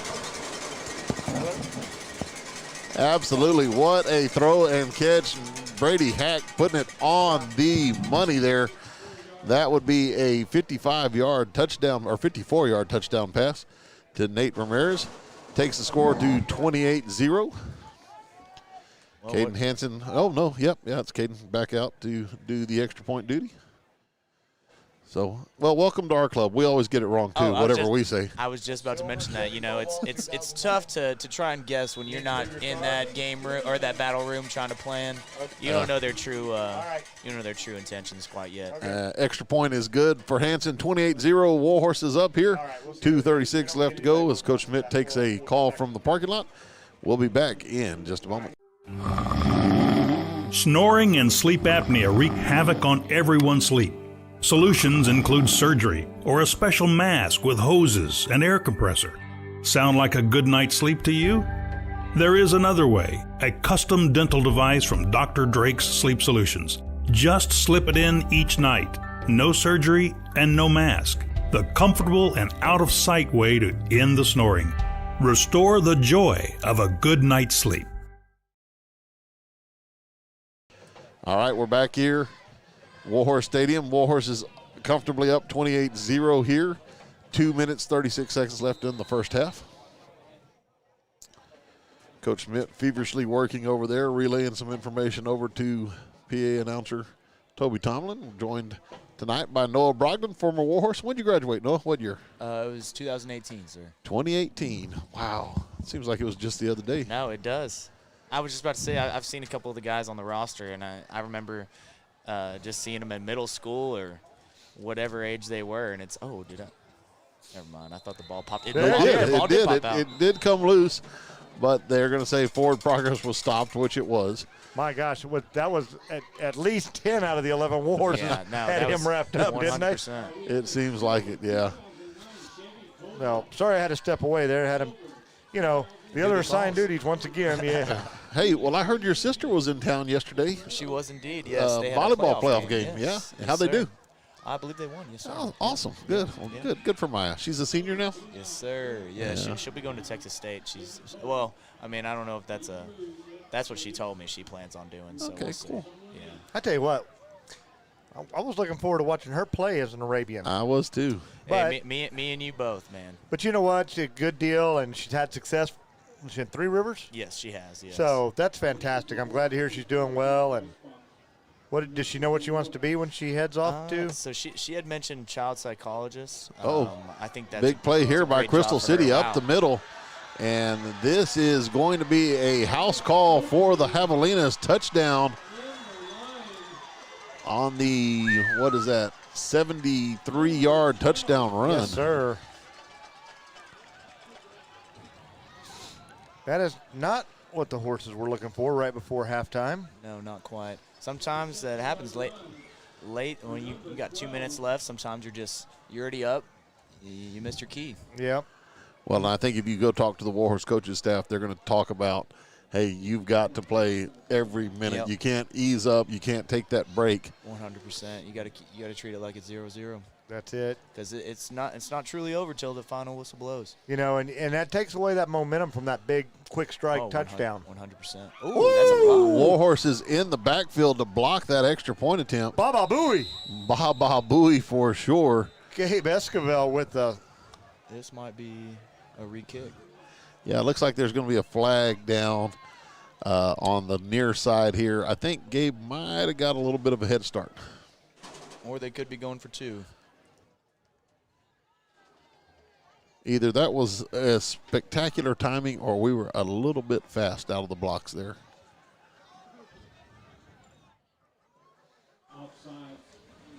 It is going to be an offside indication. I'm afraid that was what I heard Mr. Tomlin say. Yep, just got a notification in here with a woohoo. Tuning into the broadcast all the way from Abilene, Texas. That's coming in from JoJo Villanueva. Hey, Josette came up, said hi the other night just after the game. Glad she texted in. It's one of our recent grads. Pressure coming on for the Warhorses on the 2-point conversion. That'll be no good. Luke Friesenhan, Corey Dirk. Looks like we've got another flag, though. That is going to be another offside against the Warhorses. Goodness gracious. Got to hold our water. Half the distance to the goal. The Warhorses don't realize that was the penalty yet. A couple of them, off they go back. That half the distance to the goal a couple times to get it right down there close. Yeah. Reminds me of the days of being in math class and having to do all those fun equations with 1/2 times 1/2. Oh, man. Tough stuff. Well, hello there, Miss Alyssa. All right, here we go. 2-point conversion again. Handoff up the middle, and again, Warhorse defense is going to come up stout. Well, looks like a close one. They got a little push right there at the end. What's it going to be? Little second effort, and as the referees move in, I still don't think he got in, though. Yeah, I don't think he did either, but that was a good push. That was a good push by their line, but an even better push by our side. Yeah, absolutely. Well said. Better push by the defensive line by the Warhorses to hold their ground, keep that 2-point conversion out. All right, so let's see. We'll have enough time to run a quick commercial break. Let's do it real quick. We'll be right back. Chaparral Ford is proud to be a sponsor of this year's Warhorse and Arabian Athletic Program. Chaparral Ford has been serving Devine and its citizens for over 35 years. For more information, visit the website at www.chaparralford.com or go to the Devine establishment located at 102 County Road 773. Chaparral Ford, the experience is worth the drive. All right, back. All right, we're back here at Warhorse Stadium. It is 28-6. Warhorses lead this one. 2:15 left to go in the half. Have you noticed how slow the second quarter's gone? I knew it would happen. As soon as we said as soon as I said it, I was telling Noah a while ago, we're always wrong up here. Yep. That's just our luck. So sometimes it happens like that. You know, you think, oh, this game's going to go by super fast, and then what do you know? The game of football, you have too many flags, too many timeouts, too many injuries, and it just goes way slower than you would want. Reminds me of my college days. I used to think I was going to make an A in class, and it didn't always happen. Well, in fact, there was a time where it was kind of like, hey, I hope I make a C in this class. Hey, well, that was me for math, and you know. Hey, it was C for credit, man. Exactly. C for credit. So, yeah, I said D for diploma one time. Parents weren't real happy about that statement. So, as an educator, it's not always wise to be keeping those phrases in your mouth. That's exactly right. So, but yeah, you know, the best part about it though is when you get into where you're at now. You're a senior. You're taking the classes you want to take. Exactly. You want to be there, and that's always a fun part of college. Yeah, well, along with some other things, but yeah, well, that was always a struggle. Whenever you first start out, you're in classes that you have no interest whatsoever, and you still got to make good grades so that your GPA still ends pretty nice. So absolutely, I'm very excited to be in classes. Short kick, short kick, and I tell you what, we're lucky that ball bounced out of bounds because Crystal City had a beat on it there, Smitty. They did, Jimbo, and that was in no man's land. There were no Warhorses near that. I'm sure the next time we receive, we're going to be having a guy right there. At least prepared. Yes, sir. Are prepared to get to that spot in a hurry. Exactly. Now, this changes what you were asking a while ago. Are we going to go for it again? You know, that's going to be a short kick right there. The ball went out of bounds. So, short field. I'm interested to see how they come out in first down. Yeah, we'll see how aggressive the Warhorses want to be here. What do you got, 2 minutes? Boy, I tell you what, we've got some great listeners. They're sending me in the calculator pictures of what a half times a half is. Yeah, that's awesome. But it's in decimals now, so now I got to convert the decimal to a fraction. Come on, guys. I'm supposed to put 25 over 100 and figure out what that is? Here we go. Warhorses up to the line of scrimmage. Let's talk about what we know. Here we go. All right, here's another throw. Jailbreak spring. This is going to be Santos. Oh, and this is going to be another big play. Ethan Santos down the sideline. He is going to cut back, fighting for the end zone. One ball, we want touchdown. What a great move by Ethan Santos at about the 4-yard line to cut back inside and then just bulldoze the other defender into the end zone. Oh, exactly. He used them against himself. No, he did. No, for sure. Beautiful play. And you know what? Like you said, you were interested to see what they came at. They did send some people deep, but the jailbreak screen worked so well a while ago. Exactly. I mean, why not go back to it? If it's not broke, why are we fixing it? Exactly. Absolutely. There, 55-yard pitch and catch there for the Horses. Ethan Santos getting in the end zone once again. Caden Hansen back out for the extra point duties here. Snap is good. Kick is up. Kick is good. 35-6, Warhorses lead with 2:01 left here, Schmitty. That will teach you to say this is only a 2-score game, won't it? Absolutely. Maybe you need to call them out earlier. I tell you what, if we continue this pace, we'll have like 75 points for each for the Warhorses at least by halftime. Oh. We're going to run one play and a touchdown. Yes. That's pretty awesome. Yeah, that 2 minutes and 45 seconds, we haven't even got out of the 2-minute mark. Oh, no. I think we scored within 14 seconds. That was pretty nice to see. I tell you what, Ethan running the ball down the sideline was going to be pretty quick. If it was thrown to me, we'd still be huffing and puffing down there at about the 10. And some, no. I like that a lot. Did y'all say that he was a sophomore as well? He is a sophomore, yeah. Well, you love to see it. Number 3 and number 5, Ethan and Gabe, both sophomores running back there. Are they the only ones who have scored so far? No, we got Nate. Number 7, we got the catch. Got you. Yeah, you would think with all the other stuff we'd have up here, we could bring a notepad where we could keep track of what's happening. But and we could. But yeah. Coach Beatty would famously leave all of that stuff on his printer, all of his charts and graphs and spreadsheets. So that's happened a long time ago. Hansen to do the kick here.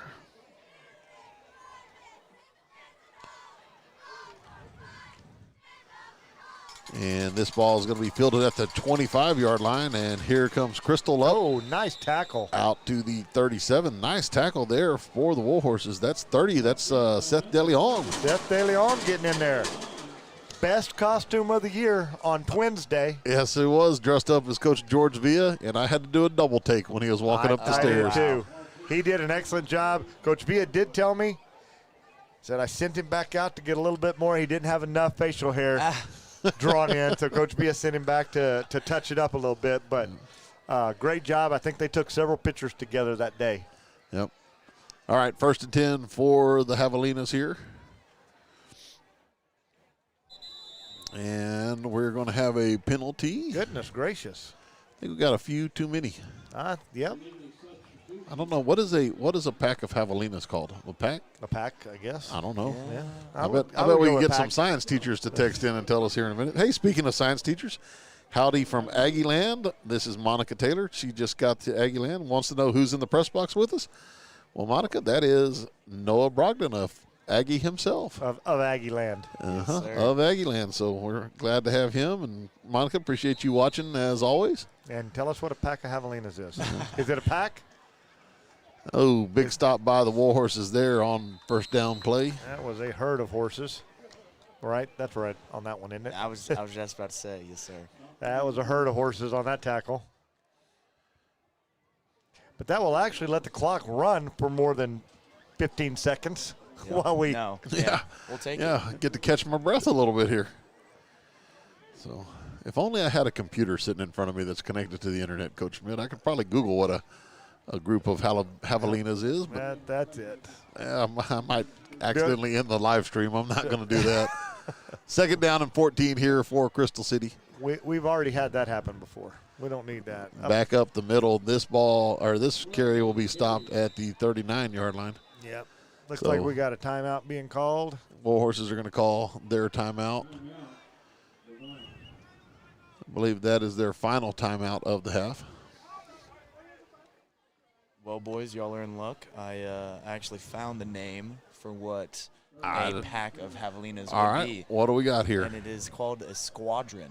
A squadron? That's interesting. I tell you what, you could have given me 50 guesses and I would not have come up with that one. I would not have guessed by any means. Hey, thank God we got a college kid here. I'm telling you. Hey, I'm the Google. I'm always the type of person just, I want to know what that is. Did you run that through Turnitin before you check the answer? See, I should have done more APA style references to fully get it. Yeah. We need to see the citation there, MLA format, please.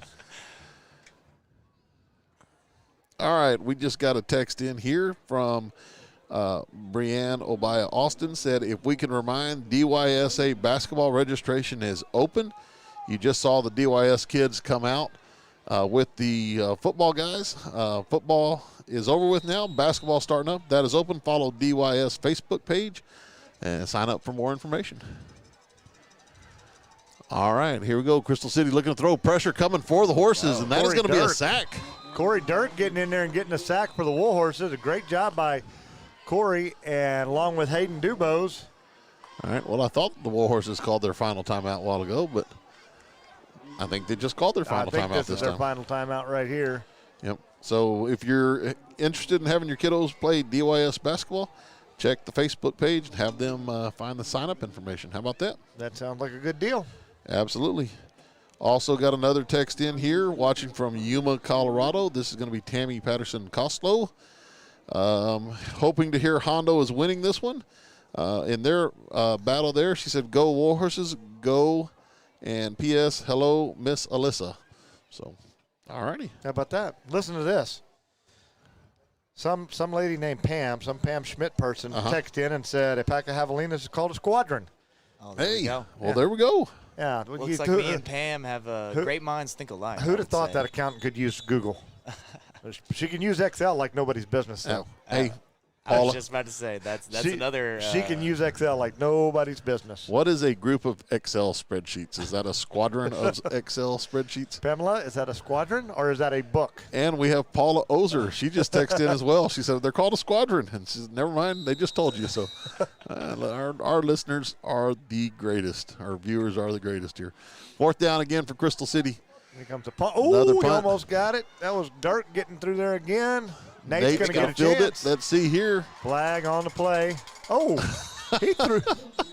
Oh, I'm sorry. That was Hayden Dubose that almost blocked it. That was Dirk that caught the. I tell you what, Nate took it out to the 40-yard line. There's a penalty. Corey Dirk wore that flag right there. My goodness. They threw it at the spot, and Corey kept moving, and it ended up Corey caught it and carried it for a couple of yards. He did. He looked like a tight end with that, carrying the flag.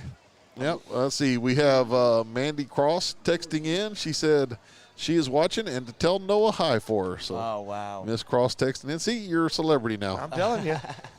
Love that lady. So, actually, we got a hold on the receiving team, which is weird because it looked like it was a hold on the kicking team, but I guess sometimes he makes it up. Yep. Hey, everybody's texting in that it's a squadron now. You think they all looked it up, or you think they knew it? I think. You know what I think? I think they listened to Noah, and now they're just texting it in. Yeah. All right, Hack looking to throw middle screen. This is going to be a big play. Hayden Dubose. He's at the 50, 40, 30. Wow, touchdown, Horses. Hey. Those screens are getting them. Wow. 75-yard. For Hayden Dubose. The bullet.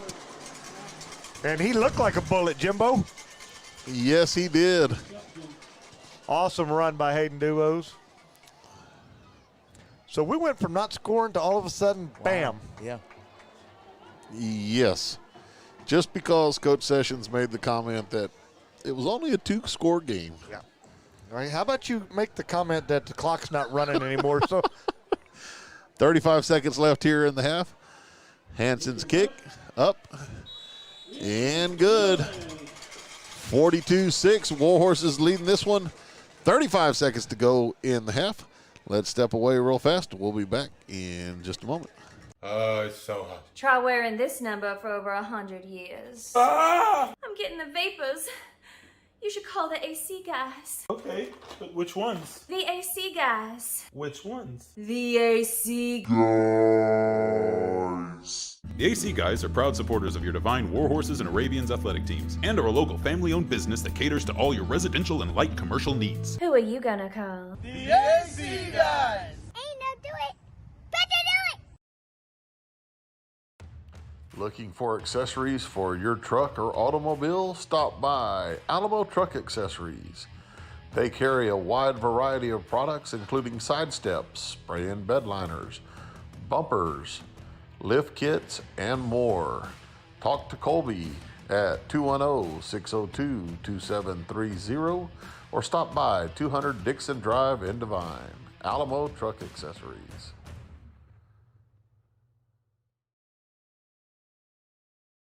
All right, back here. 35 seconds left to go here in the first half. Warhorse is leading this one 42-6. That's going to be out of balance. Yep. Woo, that flag came in from way back there.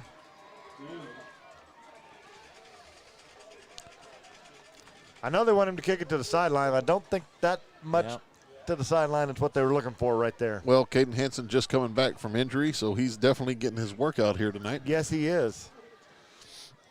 I tell you what, we kind of made fun of this, but you really got to love seeing the different ways the Warhorses have been able to score. The screens, the passes and stuff like that. Oh, yeah, we're keeping them guessing. I mean, it is ultimately a game. It's a mind game the whole time between coordinators, so we'd like to see them mixing it up. Looks like Warhorse is going in the prevent defense here. Only 3 down linemen. This is going to be a handoff left side for the Javelinas. And that was a big shot there. That was a very nice hit by Hack. That was Hack. Yep, that was perfect timing. Yeah, it was. Right where the that ball was a nice job by Hack. I tell you what, number 12's got wheels for them. Yeah. Hey, Jimbo, got the list here. We talked about it earlier. The trainers, Doc Alston's student trainers down there. We got 2 seniors whose their numbers aren't on the field, but that would be Audrey Longoria and Leilani Lascano. Okay. That are out there. We got a junior and Andrea Rios, a couple of sophomores, Jordan Bubinghausen and Alyssa Zamora, and freshman Tyler Pike and Savannah Parker. So shout out to those guys for all their hard work, and, you know, they're about ready to go on into the playoffs as well. Absolutely, and I tell you what, those young ladies and men put in a lot of time at Warhorse Football practice. Ball is loose. And let's see. Hayden Dubo's got scoop and score. Scoop and score. Wow, wow, this is going to be Mason Martinez. Scoop and score. Wow, wow, wee, wow. Taking it to the house. Hey, Hayden Dubos went over there and got the strip. We got a late flag coming in here. Yeah. And I don't even know. That might be a taunting. They're going to call him for taunting. And he was on the ground. I didn't see him do anything, but we're down here, and we can't hear what might have been said. Yeah, who knows? It might not be taunting. But I tell you what, that's what I might think it is. I don't know if you could see it or not, but Coach Gomez immediately went to the 3 people involved down there, got them together, and did some proactive coaching. Absolutely.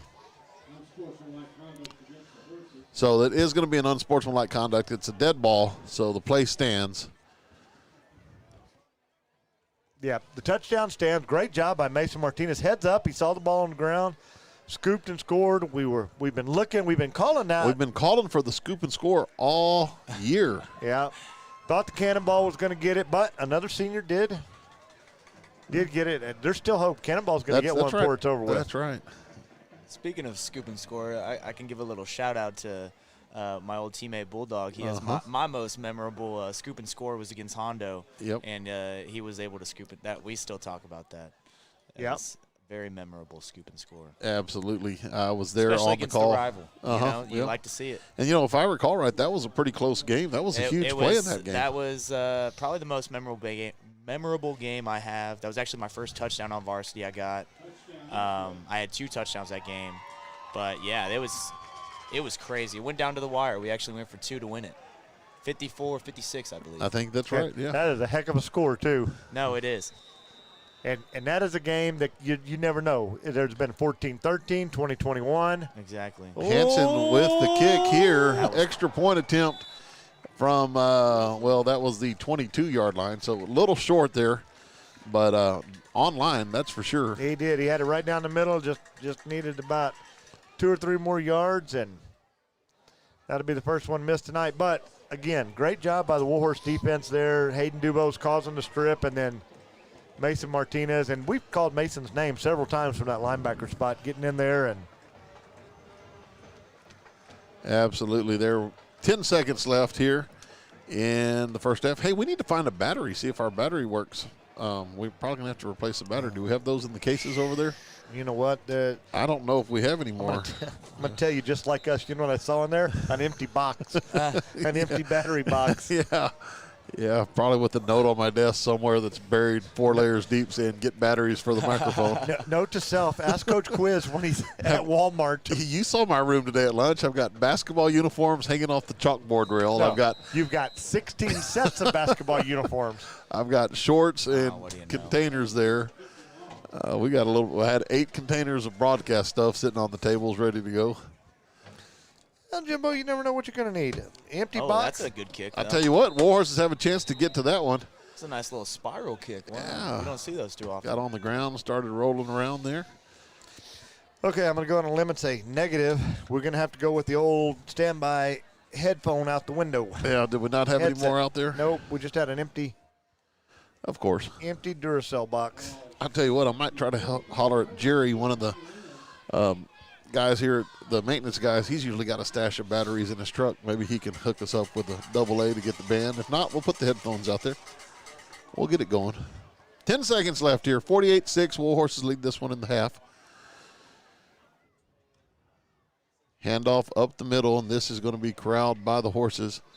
And I think that is going to do it, Schmitty. Yes, sir. That looks like that's going to be the last play in a wild, slow first quarter and an explosive second quarter. Absolutely. So that takes us to halftime here at Warhorse Stadium. Warhorse is leading this one 48-6. We're going to step away, hear from some of our wonderful commercials, come back and have our Chaparral Ford halftime show. Until then, enjoy these words from our wonderful sponsors. Morales Realty is proud to be a sponsor for Warhorse and Arabian Athletics this year. We have and will always support our local student athletes. Morales Realty has been serving Devine and the surrounding area with real estate services for over 24 years, offering buyer and seller representation on purchases in residential, commercial, and farm and ranch properties. We also offer property management services. Broker Cindy Langley Morales, a graduate of Devine High School, and staff offers a combined experience of over 70 years in real estate. Morales Realty, where experience matters. Hungry? If so, stop by RJ's, a family-owned and operated business since 2019 where all food is made to order. RJ's proudly supports the Warhorses, Arabians, Colts, and Fillies. Open Monday through Friday from 11 to 7. Stop by at 205 State Highway 132 North in Devine or call 830-521-9967. RJ's. Stay hungry, my friends.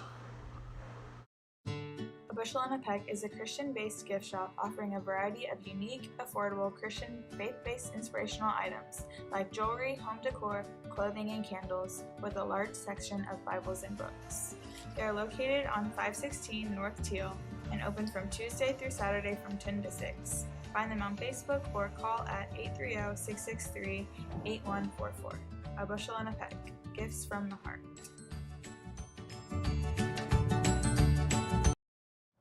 I'm Christy Parker. I'm here downtown Devine, Texas, of my hometown, where I moved my family back in 2018. As broker owner of Texas Sold, I'm a member of the San Antonio and Victoria MLS. I was 2017 Rising Star Real Estate Agent in Texas, featured in Texas Monthly. I was a top producer in 2019, featured in San Antonio Top Producer Magazine, July of 2020. Now nominated and recognized as a top negotiator, this is not just my job, this is my passion. My clients say, by the end of a transaction, I'm not just their broker, I'm family. We're excited to announce that Security Bank is now American Momentum Bank, and our partnership with Devine Independent School District continues. While our name has changed, you can still count on our expert bankers' personalized attention and expanded portfolio of products and services specifically designed to help you build your financial momentum. We invite you to visit our Devine Banking Center at 100 East Hondo Avenue and meet our team of bankers who are ready to help you reach your financial goals.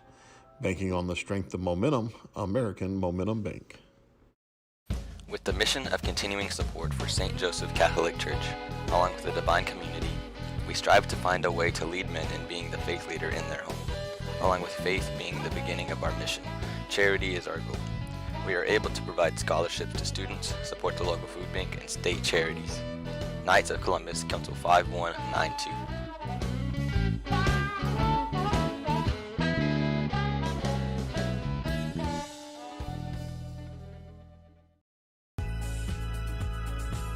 County Judge Celeste Brown is a proud supporter of the Devine, Warhorse, and Arabian athletic programs. Go Warhorses and go Arabians.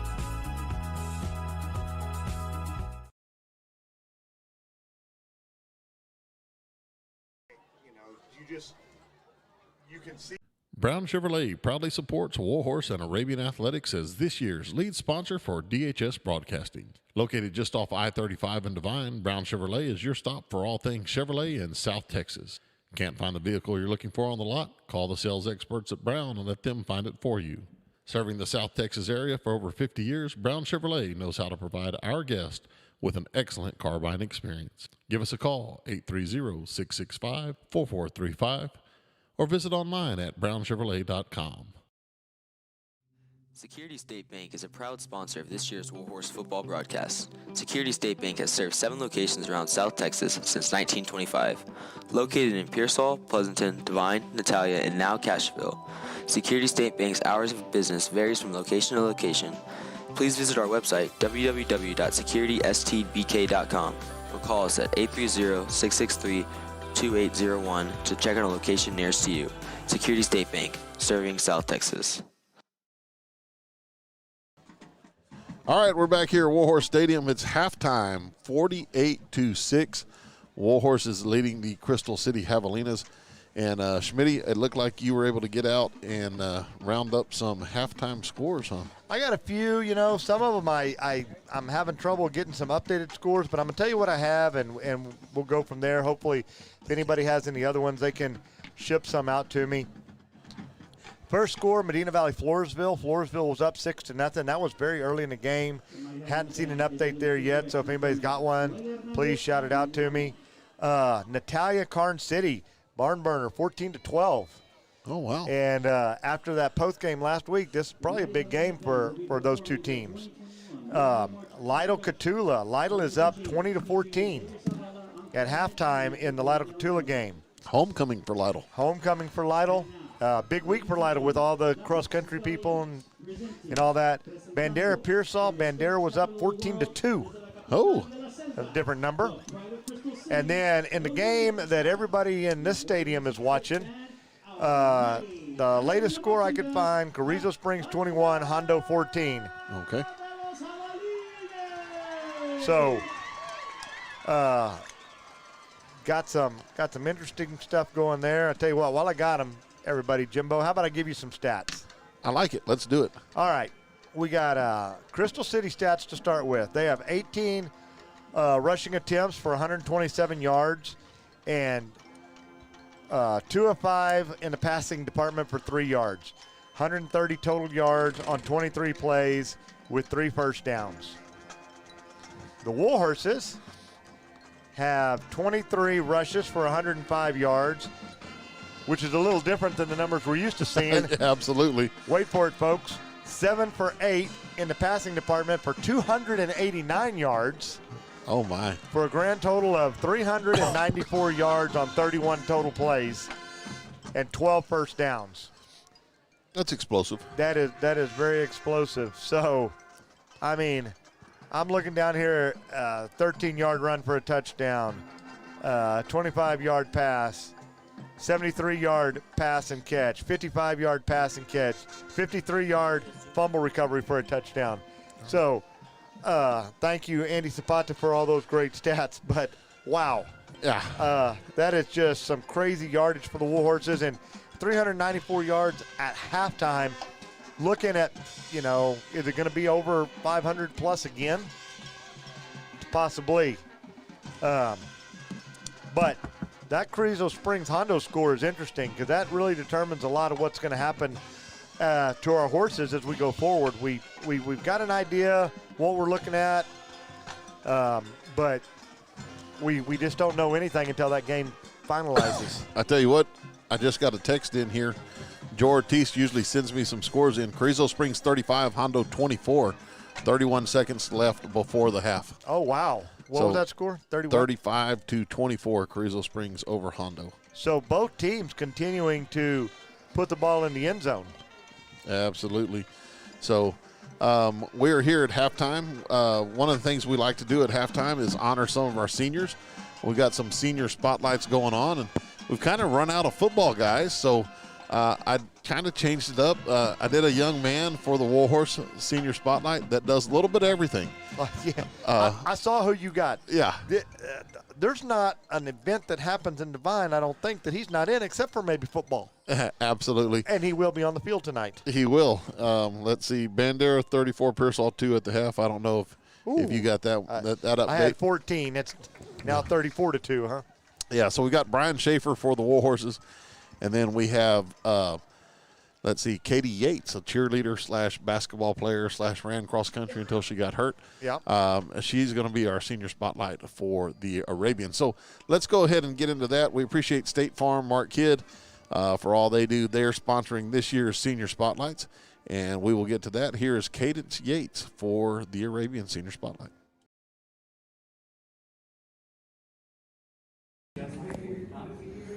Hello, my name is Cadence Yates, and I'm a member of the Arabian basketball team, and I have been selected for tonight's Senior Spotlight. My nickname is Katie.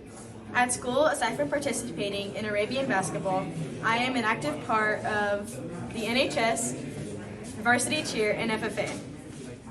My interests and hobbies outside of school include painting, watching movies, and hanging out with friends and family. I'm binge watching the last season of You. Hopefully there's another one coming after that one. One place in the world where I would like to travel to is Berlin, Germany. It's just so beautiful there. Especially during like the winter and Christmas time is when I would really like to go. And I would rather lose my car keys, because if there's an incident where I lost my phone and my car keys, I wouldn't have communication to tell them to tell them that I lost my car keys, and you can get spare keys anytime, and you have to like buy a phone, which is expensive. On a scale of 1 to 10, of how good of a cook I am, probably around like a 3 or 4, especially with like ramen noodles and like stuff like the Hot Pockets, you know? Pizza rolls, yeah. Pizza roll. One word that describes me is probably goofy, because that's what everyone tells me what I am. One of my best sports memories is probably that everyone that falls in practice. Because it's so funny at the moment that we get in trouble for laughing, but it's just so funny, and like everyone that has fallen, like I still think of them. And my plan to after high school is to attend Texas State or Texas Tech to study psychology. Oh, and thanks for watching, everyone. All right, Cadence there. I knew it would be some interesting answers there for Katie as she went through and did our senior spotlight tonight. We appreciate her joining us. Both of these young men and women extremely active at DHS. You saw Katie there in her cheerleading uniform. So you're still working on scores over there, aren't you, Smitty? Yeah, I just got an update from down in Carrizo Springs. Because Carrizo Springs scored again, 41-24. Wow, before the half? 5 seconds to go. Wow. In the first half. Wow. So that is some kind of game going on down there. Yeah, it sounds like it. All right, well, let's jump into our other senior spotlight. That senior spotlight is Brian Schaefer. This is a young man that does team tennis, does golf, does NHS, class officer, and you'll see him here in a minute with a band solo, all-state band member. All-state band solo, area qualifying band, marching band. Mm-hmm. So, yes, very talented young man. Yep, looking forward to spending some time on the golf course with him later in the spring. So let's get to it. Warhorse Senior Spotlight, Mr. Brian Schaefer.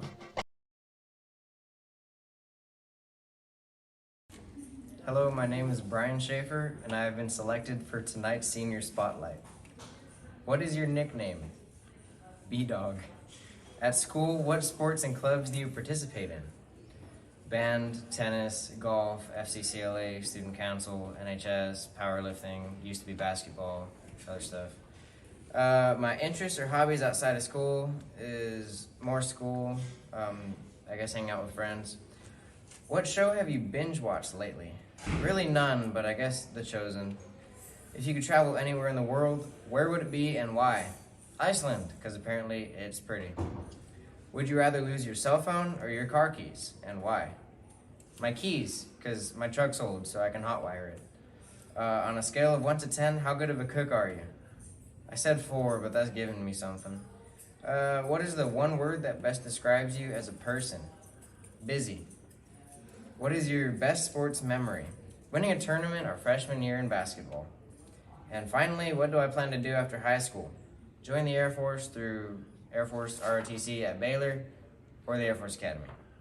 Thanks for watching, everyone. All right, B-Dog there, Brian Schaefer with the Senior Spotlight. A lot of fun being able to get these kids to get out. Some of them you can tell they're not real comfortable in front of the camera there. Yeah. But Brian had no issues at all, neither did Katie. So pretty awesome there for their Senior Spotlights. Just got a score in. Let's see who sent this in. I want to make sure I give them credit.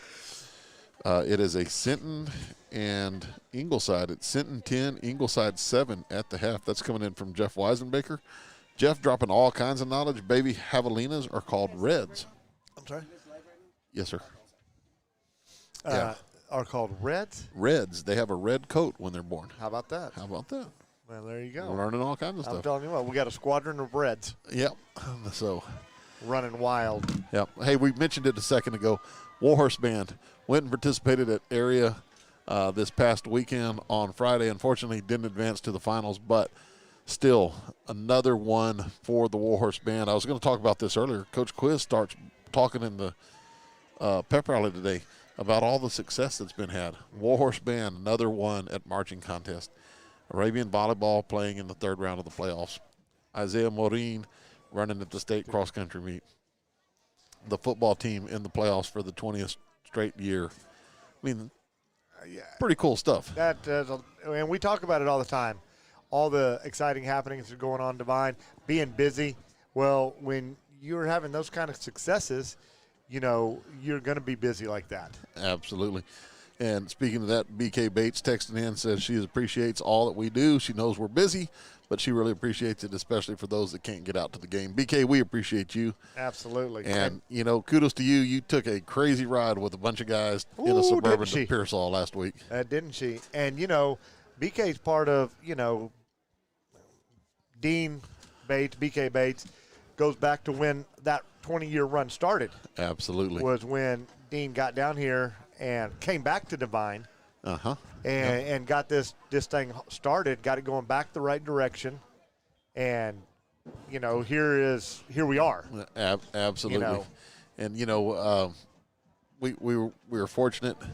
I talked to Jerry during halftime. He did have a couple of batteries in his truck. He sent it up, so we're going to have our microphone here for the Warhorse Band performance here in a bit. But, yeah. Hey, I brought everybody those scores. That's courtesy of Chaparral Ford and the Ford halftime That is exactly show. right. I don't know that I got around to saying that. That's right. Want to make sure we get them out because we appreciate all they do. And we are represented by Ford on the camera tonight. Absolutely. Jonathan Lowe getting voluntold, I think is what his wife told me. Is that what it was? It was a voluntold that he was job? voluntold that he's going to fill in for Matt Balderrama I'll tell you what, he's doing an excellent job. We definitely appreciate him. that. Yeah. But you know what? Doesn't that just speak volumes like we've been talking about? You know, these sponsors that we have, they're not just talking the talk. They're out there walking the walk. You know, here he is out here helping us out, running the camera, you know, representing Chaparral Ford.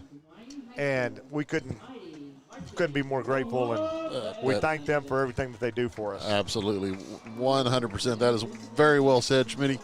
We're going to step away for a second, not commercial-wise, but Coach Schmidt and I are going to step away. We're going to take a little bit of a break. We're going to let y'all listen to the Warhorse Band. Enjoy, everybody. EHS color guard officers for 2021 are Riley Highborn, captain, and Corinne Fowler, first lieutenant. Leading the Warhorse Band on the field are drum majors Jordan Erksladen and Lillian Steele.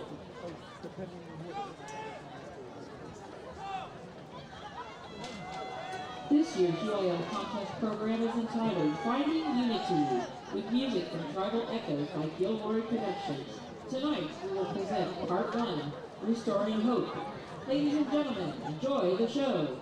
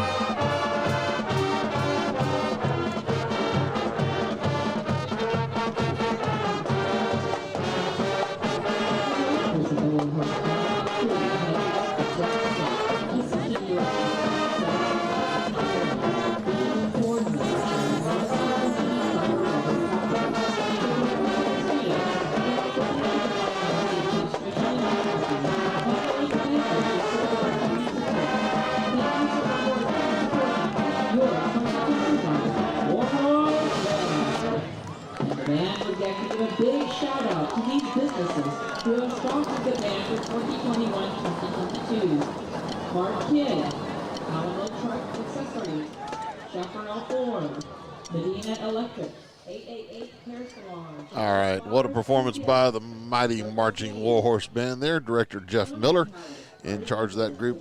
Excellent marching season by those young men and women, representing Devine in a positive manner as they always do. Very proud of those kiddos.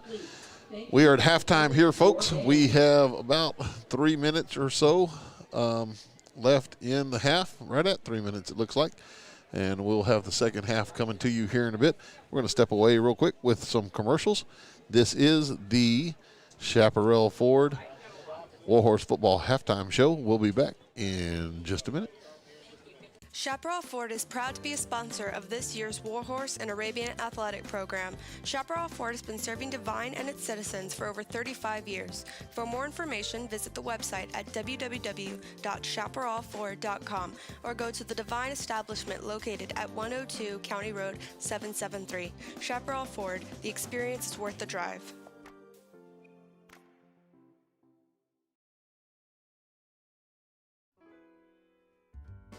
State Farm agent Mark Kidd is here to help life go right.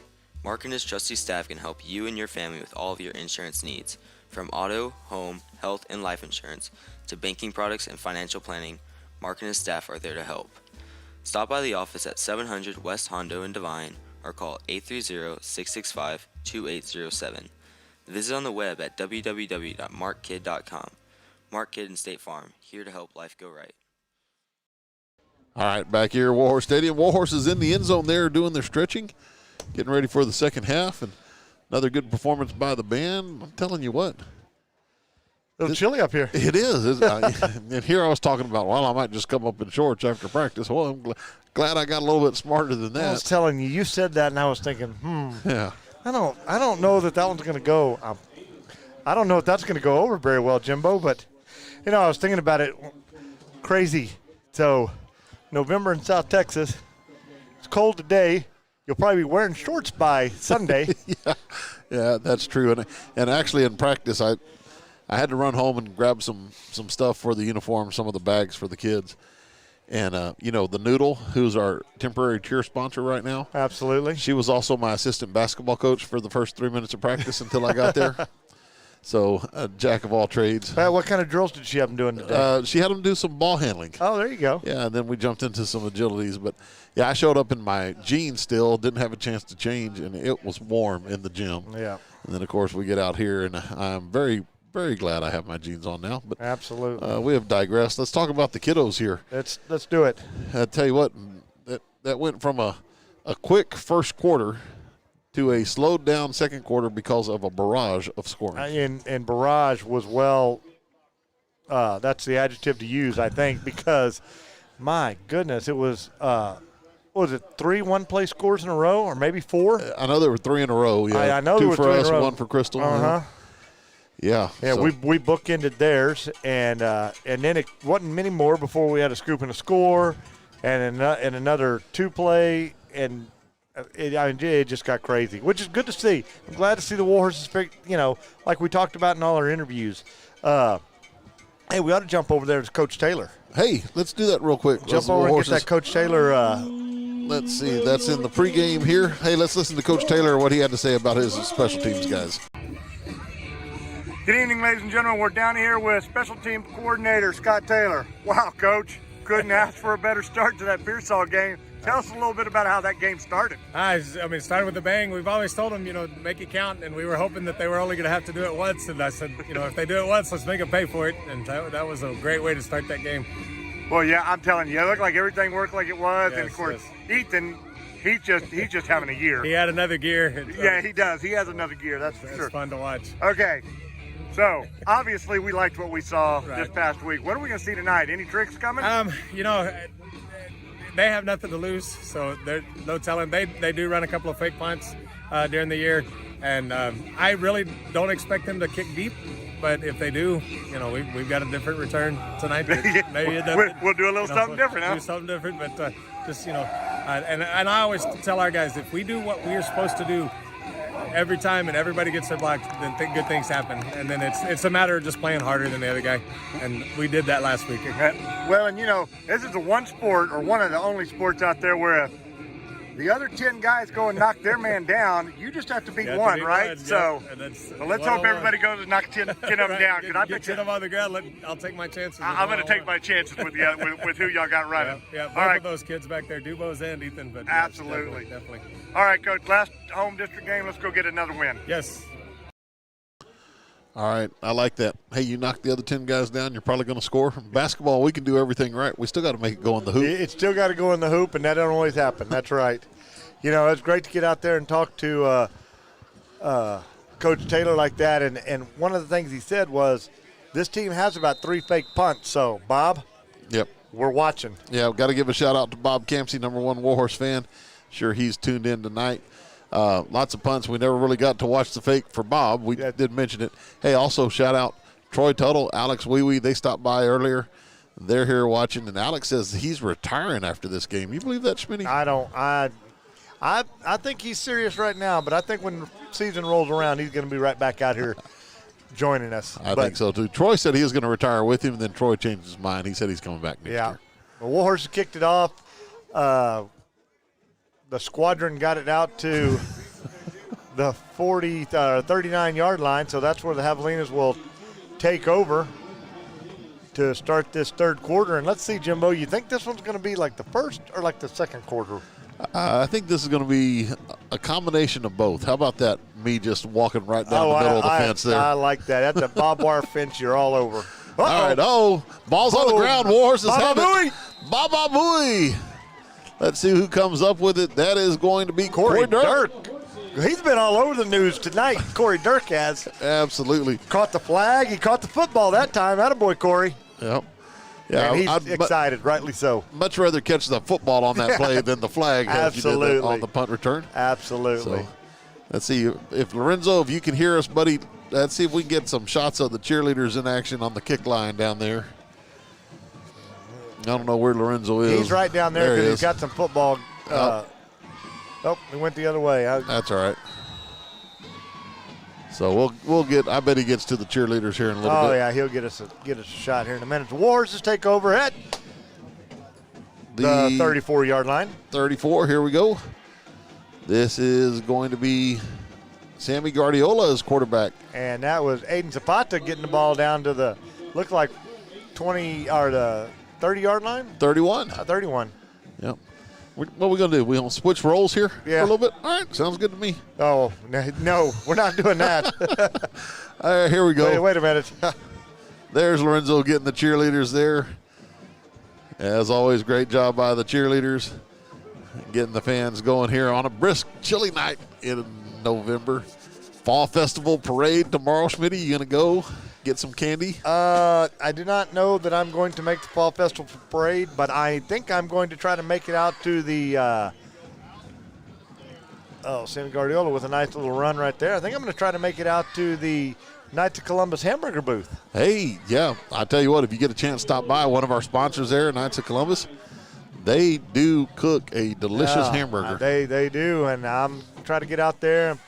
I want to get out there and help them a little bit with it. And cool. If nothing else, I try to get out there and towards the end to help them clean up. I know that's always the roughest time of the whole deal. But, hey, if you're out at the Fall Festival, get out there and I tell you what, check out one of those burgers. And not just that, there's going to be all kinds of goodness at the Fall Festival. I've seen some of the tweets by some of the organizers. Looks like it'll be a lot of good stuff out there. Pitch back to Aiden Zapata. He's going to drive forward. I think that's going to be enough for a first down and move the chains. Looks like where the line judge is over there on the far side. Yep, the White Hat's already signaled first down. That'll move the chains. You know, Jimbo, it's exciting to have something like the Fall Festival again. You know, we hadn't had it.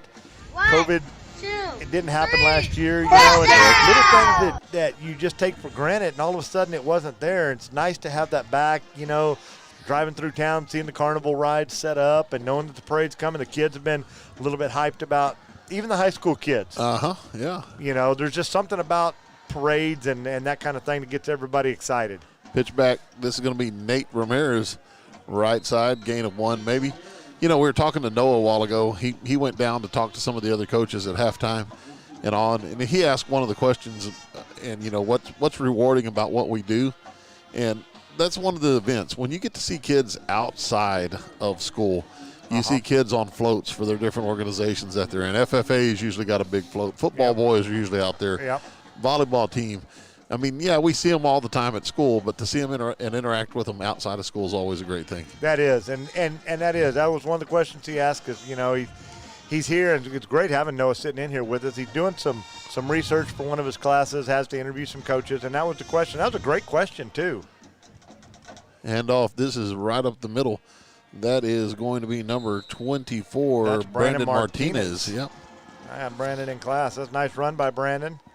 Spreading it around again, getting some different people in there playing. Once again for the horses, that's awesome. You know, we talked about that last week. You just cannot mimic this kind of intensity that a real game has. And so getting these kids live reps is just so invaluable, you know, not just for what's coming up in the playoffs, but what's coming up in their careers, you know, down the road, where these kids are going to have to take over for this group of seniors that's leaving.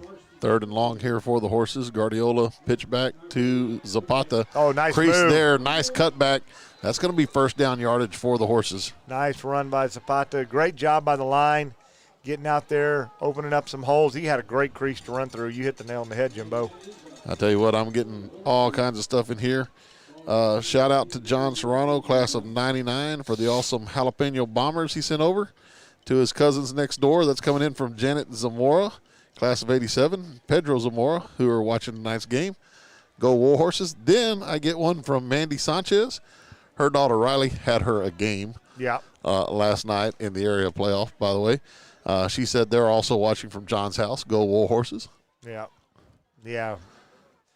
Riley definitely went off. Oh, that's a nice cutout.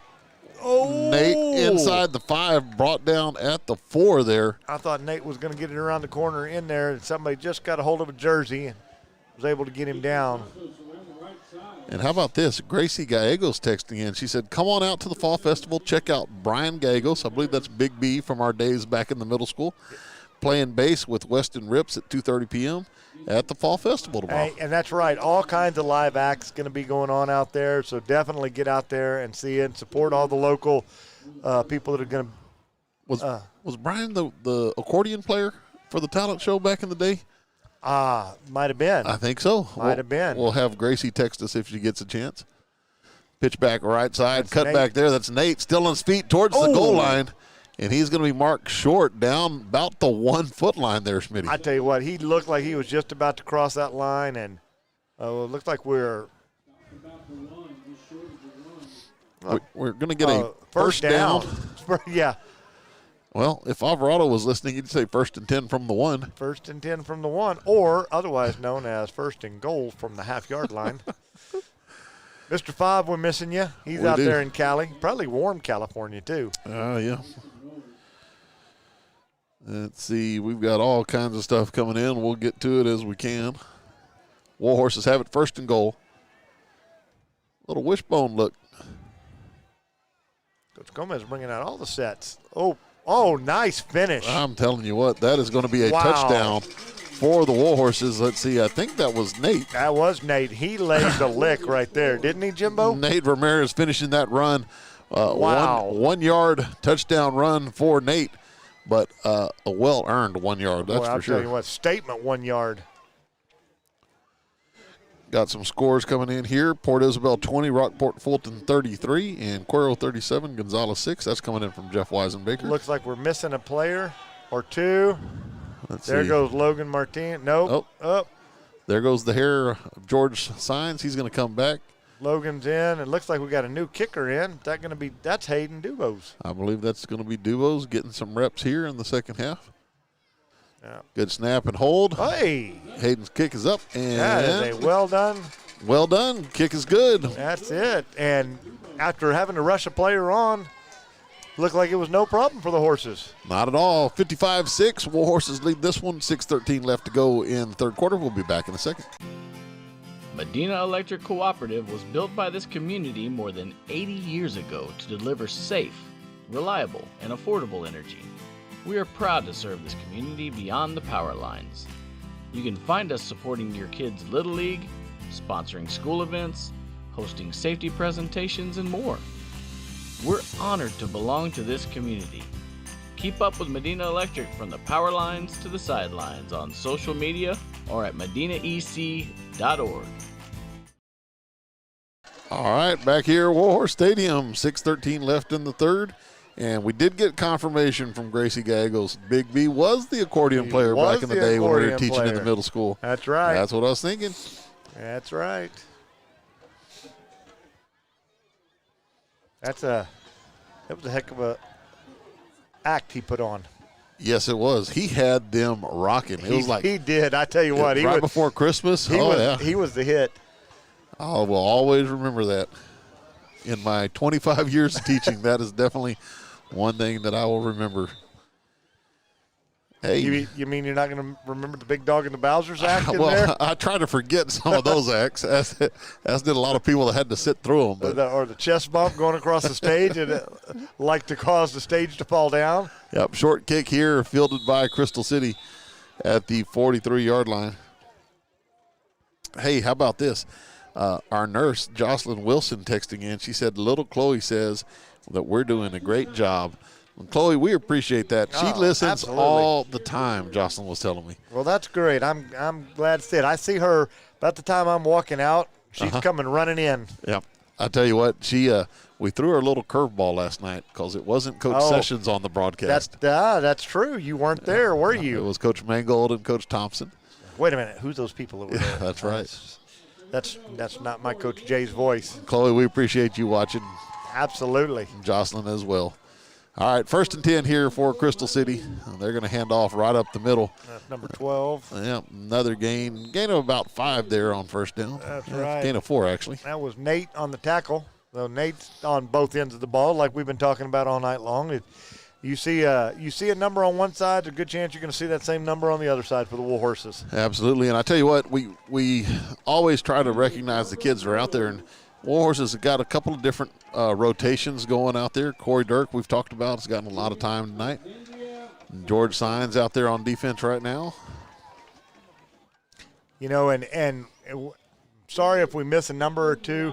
We've got the new schedule, got the new numbers, but with some of the move-ups and stuff like that, we don't have everybody's number just yet. But we will try to get them. All right, here we go. Handoff left side. Actually, quarterback keep left side. Yep. That's going to be close to first down yardage as it gets into Warhorse territory. Hey, I've got a question coming in. They're saying, are we broadcasting? I said, absolutely. This is coming in from Monica Ibanez, and she said, need any hot chocolate or coffee? Oh. So do we need a delivery? It's a little chilly up here, South Texas. It is a little chilly. All right. What do you want, hot chocolate or coffee? I will take a hot chocolate. I think I'll take that too. Let's see. I know I'm going to burn my tongue as soon as I do this. Yeah, I know we'll be like all crazy. No. But we sure do appreciate them, I guess. And you know what? She's probably down there in the concession stand because she usually is. Absolutely. You know, we talk about, that's one thing that probably we've been remiss for saying. We talk about these kids that do everything. Yeah. You know what? These kids' parents put in the hours, They're down there. They're working the concession stands here. They're working them at the volleyball game. They're working them at the basketball games. Our booster club just does a phenomenal job. Absolutely. Hey, speaking of the booster club, I gotta tell a little story about myself here. Might have to call on them. I kind of had a little issue with my washing machine this week. Kind of messed up my varsity basketball jerseys, the white jerseys. So we might be making a call to the booster club. But Lacey Shook, her mom, Amanda, part of the booster club, said, hey, just give us a call. Let us know what you need. We'll take care of you guys. So we appreciate all they do, that's for sure. If anybody's interested, picture this, if you will, from the Twilight Zone, because it was a Twilight Zone episode for Jimbo. He holds up a jersey and shows me. It's supposed to be a white jersey. It looks like a camo pink jersey. It does, yeah. And no, I did not wash the maroon and white together. These are sublimated jerseys, so the ink is like actually dyed into the fabric. And apparently, I had a thermal fuse go out on my dryer. It got a little bit warm, and it made the colors, the dye Melt. leak out. Yeah. They kind of like Jersey A melted onto Jersey B. So, yeah. So it is a hodgepodge of spots all over them.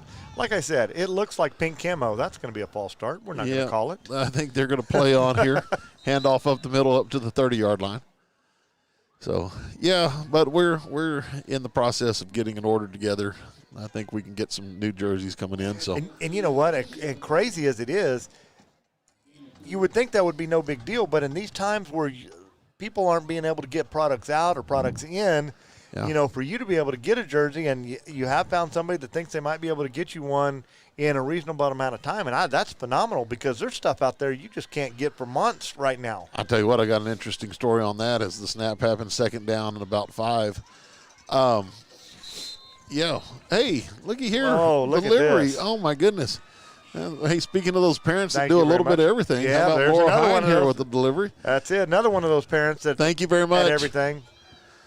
Talking to Butch Cook, trophy business. There is football season wrapping up, right? Going to get the gold ball to give to people. Mm-hmm. There is not one gold ball to be found in the United States right now. No way. That's what he told me. Wow, how about that? Well, I know you're dealing with this. I talking to Coach Eads just the other day at basketball practice, and he's like, look at this text I just got. We will not be able to get your basketballs in. The basketballs that were ordered way back in September or August or September, we cannot get your basketballs in till maybe the first of the year. Yeah. And I know you had the same same issue. UIL uses a certain ball when you get to the regional tournament. That's the ball they suggest for the entire season, so we ordered some of those. We're looking at probably a 4-month wait to get those from when they were ordered. It's crazy out there. I'll tell you what you don't have to wait for. I know the people we're talking to aren't where they can get to, but if you are in the stands, you need to go get some of this hot chocolate. It's some good stuff. I'm telling you, ball over the middle. That's broken up. Nate Ramirez, nearly another interception there, Smitty. He was, and Luke Friesenhan was right there. I thought he was going to get the deflection as that ball came bouncing out. A great job by Nate. And that's a number that we're seeing and calling quite often right now. I tell you what, you're spot on. This hot chocolate is delish. Too good, ladies. Too good. Thank you so much. Thank you very much. We appreciate that. We also accept donations of food up here in the press box. Speaking of that, RJ's bringing up some burgers. Robert Pequeno again. Thank you, buddy. Yep. Looking to pass here and pressure by the horses. That's going to be a sack. Baba-booey. That was Corey Dirk and Big George Sines. The flowing locks of George Sines. Great job by those two young men getting in there on the sack. Under a minute here in the third quarter. And this quarter's going a little bit faster. We got, what is that, Jimbo? 3rd and 12 looks like. So, Warhorse defense looking to make another stop. Absolutely here. Trips going to the right side for Crystal City. One receiver to the left. Looks like there's going to be a false start there. Play will not count, as I think there was contact on the by the defense. I believe you're right. I believe we went a little early, jumped in there. That should. By the way, folks, when nobody's talking, it's because we're drinking hot chocolate. Shh, you weren't supposed to tell them that, Jimbo. 5-yard penalty brings up, looks like 3rd and about 8. No, that was interesting. I'm trying to throw the ball off the field, and we didn't even get the ball off the field. Oh, that was a nice kick. Warhorse with the soccer kick. Hey, I got some clarification on the play in Pearsall, too, the other day. Oh, did you? We'll get to that after this play. All right, high snap. Nice play by the quarterback from Crystal to come down with that. He's going to try to scramble, and he is going to be brought down at the line of scrimmage or so, maybe a gain of 1. Good job by the Warhorse D. Ball comes loose, but I think it was already blown dead there. So remember in Pearsall, they snapped the ball over the punter's head. The punter gets the ball, and about the 5-yard line, he just punts it out of the back of the end zone? Yes, sir. Well, apparently that should have been a penalty, and the Warhorses should have had the option to receive the ball at that spot. you can only kick the ball out of the back of the end zone if you're in the end zone. Oh, well, How there you about go. that? Well, you know what? They did throw the flag. So, they were talking about that, and we were wondering, but, hey, that's a great rules clarification right there. I did not know that. I knew you could kick the ball out of the end zone. Makes sense that you need to be standing in it before you do so, though. That was also in the discussion of the 1-point safety the other night, just FYI. So, all right, let's take a quick commercial break. We're at the end of the third quarter. Warhorses have this one in hand 55-6. We'll be back in a second. Morales Realty is proud to be a sponsor for Warhorse and Arabian Athletics this year. We have and will always support our local student athletes. Morales Realty has been serving Devine and the surrounding area with real estate services for over 24 years, offering buyer and seller representation on purchases in residential, commercial, and farm and ranch properties. We also offer property management services. Broker Cindy Langley Morales, a graduate of Devine High School, and staff offers a combined experience of over 70 years in real estate. Morales Realty, where experience matters. Hungry? If so, stop by RJ's, a family-owned and operated business since 2019 where all food is made to order. RJ's proudly supports the Warhorses, Arabians, Colts, and Phillies. Open Monday through Friday from 11 to 7. Stop by at 205 State Highway 132 North in Devine or call 830-521-99. All right, we're back here. Fourth down and about 8. Crystal City looking to throw. There's going to be a scramble by the quarterback. He's going to throw far sideline. Incomplete, no good, as that pass was out of bounds. Looks like he caught it, but he was out of bounds when he did catch it. Hey, Jimbo, did you just run the RJ's ad? I did, Schmitty, and I tell you what, the pictures on the ad look really good, and we can verify that because the burgers we had tonight from RJ's. I'm telling you what, they look like they came right out of that picture. They did. Yep.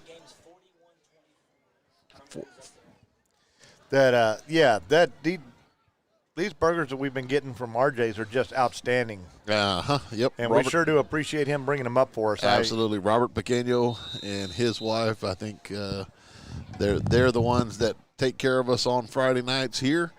We appreciate that very much. All right, Horses have it 1st and 10 from the 20. And looks like we've got a little laundry here. Wonder if Coach Beatty's still watching from the river. If I don't know. JB's bus driving school is fixing to get some mentions. JB's bus driving school is back in session. And speaking of that, don't forget, if you would like to be a bus driver, we are still looking for bus drivers. We will train, not Coach Jay and I. No. Nobody wants that. We won't talk about our exploits with the bus and the things that we've hit. But we do have some people down there that will help you get certified and help you get your CDL and, come down and drive the bus. And you never know where that CDL will take you. That's exactly right. It can take you all over South Texas, I guarantee you. That is for sure. All right. False start against the Horses, Oh, so no. 1st and 15. Guardiola, big hole there. It looked like he was going to try to keep it and squirt through the left side there, but got stuck with that jersey tackle again. Yeah, they're getting a hold of that jersey and bringing it down. Had a little confusion in the backfield, it looked like. We didn't get that lead blocker out in front of him that might have helped spring him through there. When you can see there was a great shot with Lorenzo. Sammy looking over at the sidelines like, dude, there was a huge hole there. I just couldn't quite get to it yet. Yeah. I'm strong, Coach, but I'm not strong enough to drag us both through the hole. Yeah. So. Peyton Carr splitting out. Yeah. Guardiola under center. 2nd down and about 16 for the Horses here. Gus Puente, right side. Big hole there. Gus through the crease. Gets out close to the 20-yard line. Gus with the run gain of 4 there. Thought Gus might split through that one and get outside there, Smitty. I did too. It looked like he was going to make a move, but nothing doing. Got some down south scores. I guess it's the district that we're going to, Jimbo. I think so. Rockport Fulton 40, Port Isabel 20. Okay. West Oso Bears 35, Raymondville Bearcats 28. Ingleside Mustangs 13, Sinton 16. Robstown Cotton Pickers 7, and Rio Hondo Bobcats 14. Now, I don't really know. I know we're going to play somebody in that district. I don't know exactly what what is what there. I don't either. Let's see. This is pitch back left side. That's Xavier Contreras. Xavier Contreras getting some nice yardage here. First down, out close to the 40-yard line. What'd you say that Sinton Ingleside score was? Sinton 16, Ingleside 13. And it looks like Sinton has a number 8 by him. I don't know if that's number 8 down in the valley or something like that. I think that's number 8 in the state. Oh, hello. 40. Yeah. Well, then Ingleside is playing them tough. They are. Ingleside possible playoff opponent for the Warhorses. It is. Now, I don't know what happens if Ingleside is to win that game. Yeah, I don't know if that changes something, you know. I don't know. Still waiting on that Hondo Carrizo scores because that will determine who we could get. Yep. All right, here come the horses. A little different angle for you guys at home. This is going to be tackle trap, looks like, up the middle.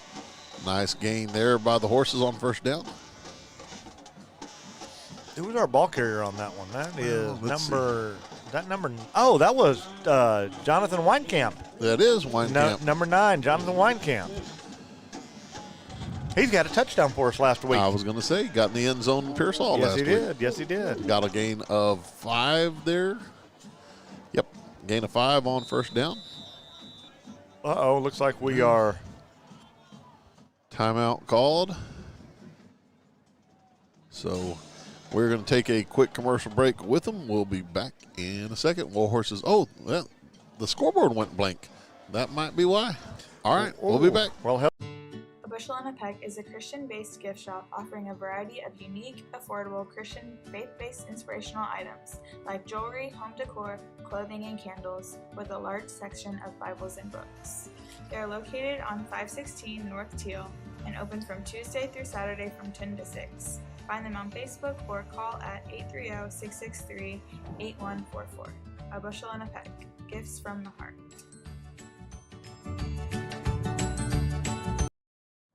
I'm Christy Parker. I'm here downtown Devine, Texas, of my hometown, where I moved my family back in 2018.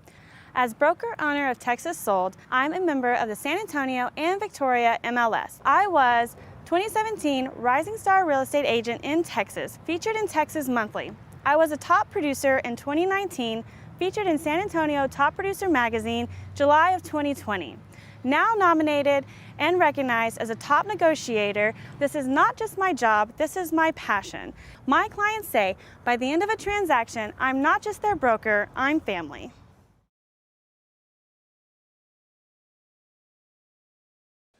All right, we're back here. So, as you can tell with our scoreboard camera here, scoreboard is blank. Now, the scoreboard console is working up here in the press box, so the officials are able to keep it there. But we will not have a scoreboard the rest of the way it seems. So the white hat on the field will be keeping the play clock and the game clock on his watch, and they do that anyway. Mm-hmm. You know, so now it's just let everybody know. But we did have a little bit of rain, like we said, a couple of inches, so I don't know if something got a short out or what. Weinkamp, the ball carrier once again. Yep. Looks like he's going to get it out to the 45-yard line. Yep. Hey, you know, you started throwing out those scores from down south. Yep. Look at this. Brittany Obaya just texted in. Anna Obaya watching, and former cotton picker from Robstown. How about that? I did not know that. I did not know that either. Well, there you go. Oh. So, thank you for texting that in, Britt. Absolutely. Appreciate it. I'll tell you what, everybody's sending me the Carrizo Spring score right now, 41-24. Those are the fun facts that you just don't know. Every once in a while they did somebody, hey, did you know this? Yeah. I did not know that. I'm still waiting to figure out what a group of spreadsheets is from. It is a book. Oh, is it a book? It's okay. a book. All right. Yeah, that's right. I should have known that. It's a book. All right. First down run there by Xavier Contreras as he gets into Javelina territory at the 49-yard line. Stayed in bounds, kept that clock running. Not that we can see it, but he did. Not that we can prove it by any means. So.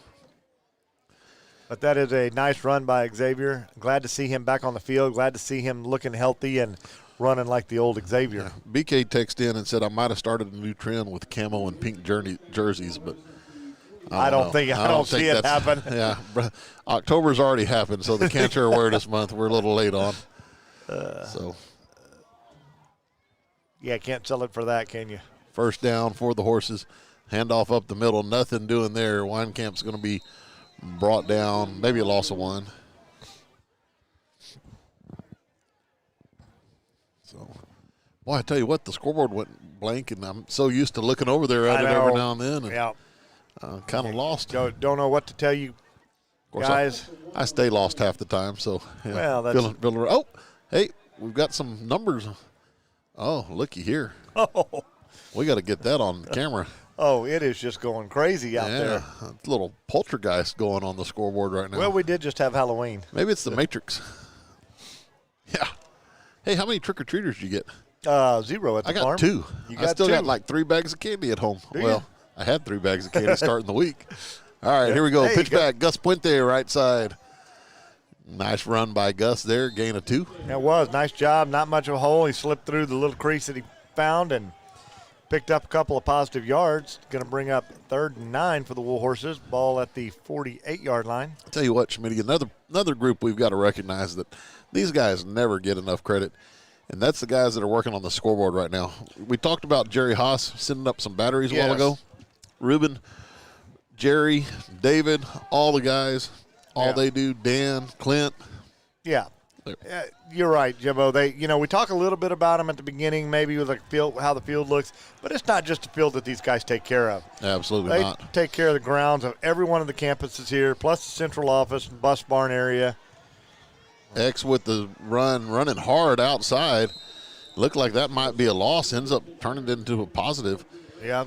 Yeah, Jesse, another one of the maintenance guys, Ramiro. I mean, those guys are mowing grass. They're fixing just about anything and everything around here. Water leaks. We got computer cables they're patching together, electricity, Clint on all the ACs and everything. I mean, the guys just doing a little bit of everything, and they're kind of like the linemen.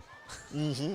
They're kind of like the linemen of our business. They just don't get enough credit for what they do and how well they keep all the facilities that we kind of just take for granted, that it's all just going to be right and ready to go when we get there. Absolutely. So huge shout out to those guys, all the maintenance people. 4th down and 5 for the Warhorses. Gus Puente with the ball. Gus cutting back. It's going to be close. Uh-oh, we're getting a phone call from the boss here. Uh-oh.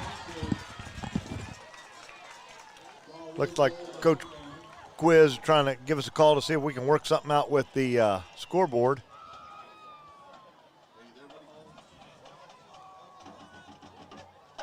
So the Warhorses are going to come up just a little bit short, but we did have the next window.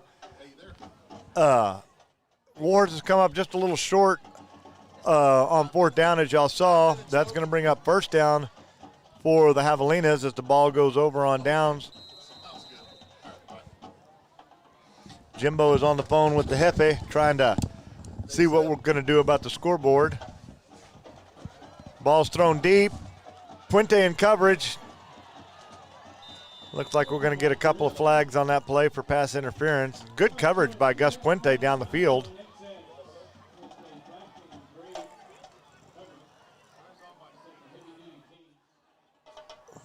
Looks like, there it is. There's the pass interference call. So that will be the 15-yard penalty. Move the ball inside Warhorse territory down to the, I'm going to guess, 43-yard line-ish.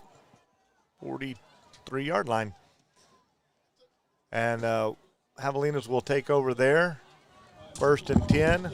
And looks like the clock is somewhat right. 7:11 to go. I believe that's about the right time. Quiz told me 5 minutes when he called. Ah. By the way, I grabbed Noah's headphones. We've got them turned off. I was like, why can't anybody hear me?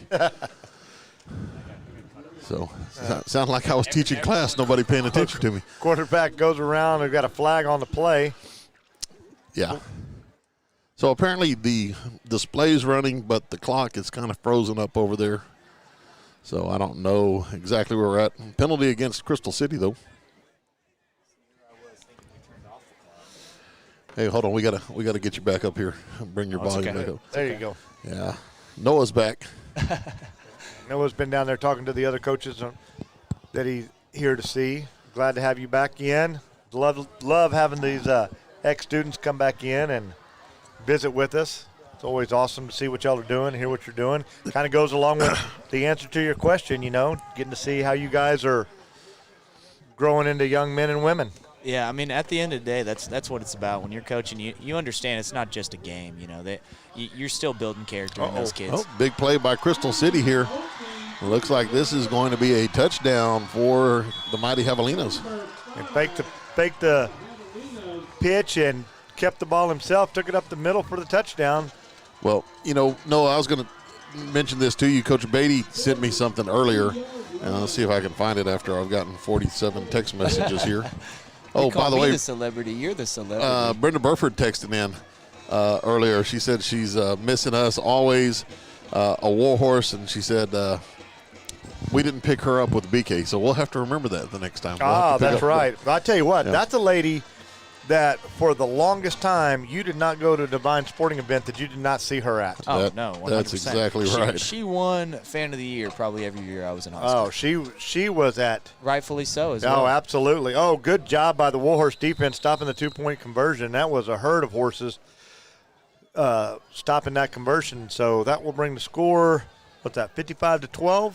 Yeah, we'll go with it. That's what we're thinking. Yep. So, yeah. The clock score's working. It looks like the time's not working. So, oh yeah, what do you want? Everything? Yeah, no. Let's see. There's got to be an easier way to find Coach Beatty. What if I search for it? I think that's what I need to do. Here we go. Usually that's a good one. Oh, wow. Aren't you the technology people? Yeah, that's why we're up here doing all this stuff. Let's see.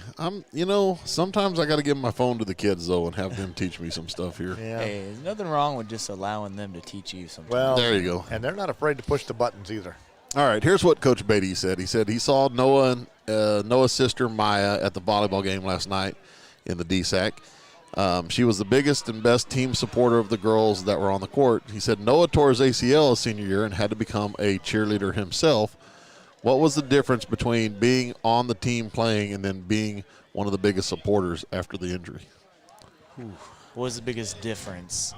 Well, I mean, I can give the obvious answer that I'm not on the field, but sure.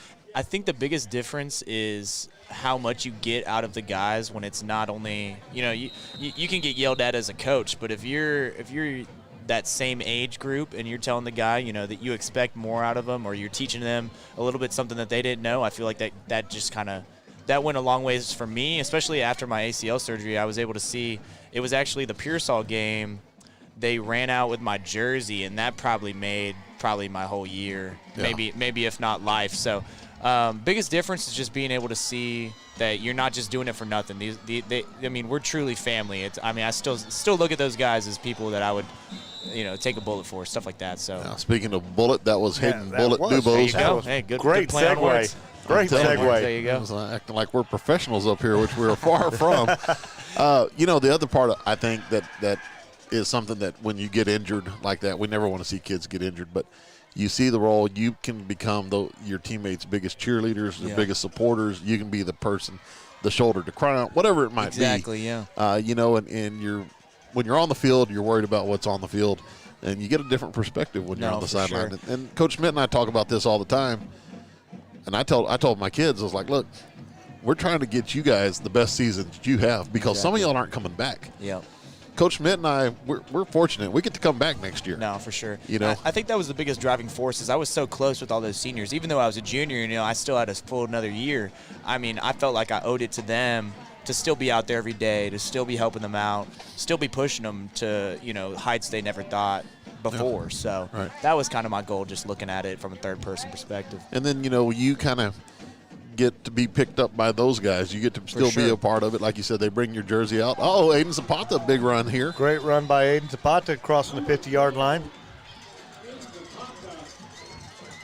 So yeah, and there's so many aspects of that. Like you said, you get to be a little bit of a student mentor because you're right. A lot of times stuff that comes from you guys, the peer to another peer, sometimes that means more than coming from a coach. And maybe that doesn't mean more, but it's like, oh, okay, he's seeing what they're saying. Exactly. It's not just, all right, this guy's yelling at me to yell at me. It's actually he knows what he's talking about, and I'm just kind of reinforcing that. Well, and, you get different eyes now. Yep. When you're standing on the sideline, it's different eyes. You're starting to say, that's what the coach is seeing. Yeah. I was at basketball practice the other day, and I told Coach Jay, I said, I wish I could video what I see. Yeah. so that I could say, look, this is what I'm trying to tell you. Because sometimes a picture really is worth 1,000 words. No, it is. Uh-oh. And you see that a lot, especially in the Olymp. Oh, we got an injury. Yeah, that is not good this time of the year. Any time of the year, as we were just talking about. No, you exactly. never want to see this. No. Looks like Reuben Austin and the coaching staff getting out there to look at the Warhorse that's down. I tell you what, let's take a quick commercial break, guys. We'll come back in just a minute. With the mission of continuing support for St. Joseph Catholic Church, along with the Devine community, we strive to find a way to lead men in being the faith leader in their home. Along with faith being the beginning of our mission, charity is our goal. We are able to provide scholarships to students, support the local food bank, and state charities. Knights of Columbus, Council 5192.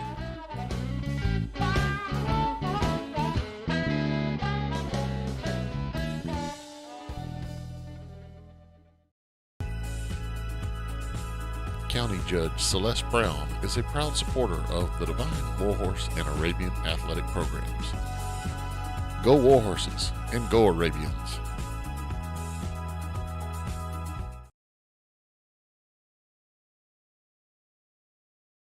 All right, looks like injured player for the Warhorses up and off the field on his own power. I think that's Wine Camp. I think it is. Yeah. So hopefully he's going to be okay. Doc's going to take a look at him. We don't want to speculate on anything. Nope. No. Because everybody knows how we are when we speculate on stuff. We're usually wrong. Well, yeah, we definitely can do that. 2nd down and 9 for the Horses here. No idea how much time's left. We do know we're in the 4th quarter, though, folks. That's right. If I had to guess, around 4 minutes, but that's just my unprofessional guess. Handoff up the middle. You know, it's interesting that you asked that question to Noah.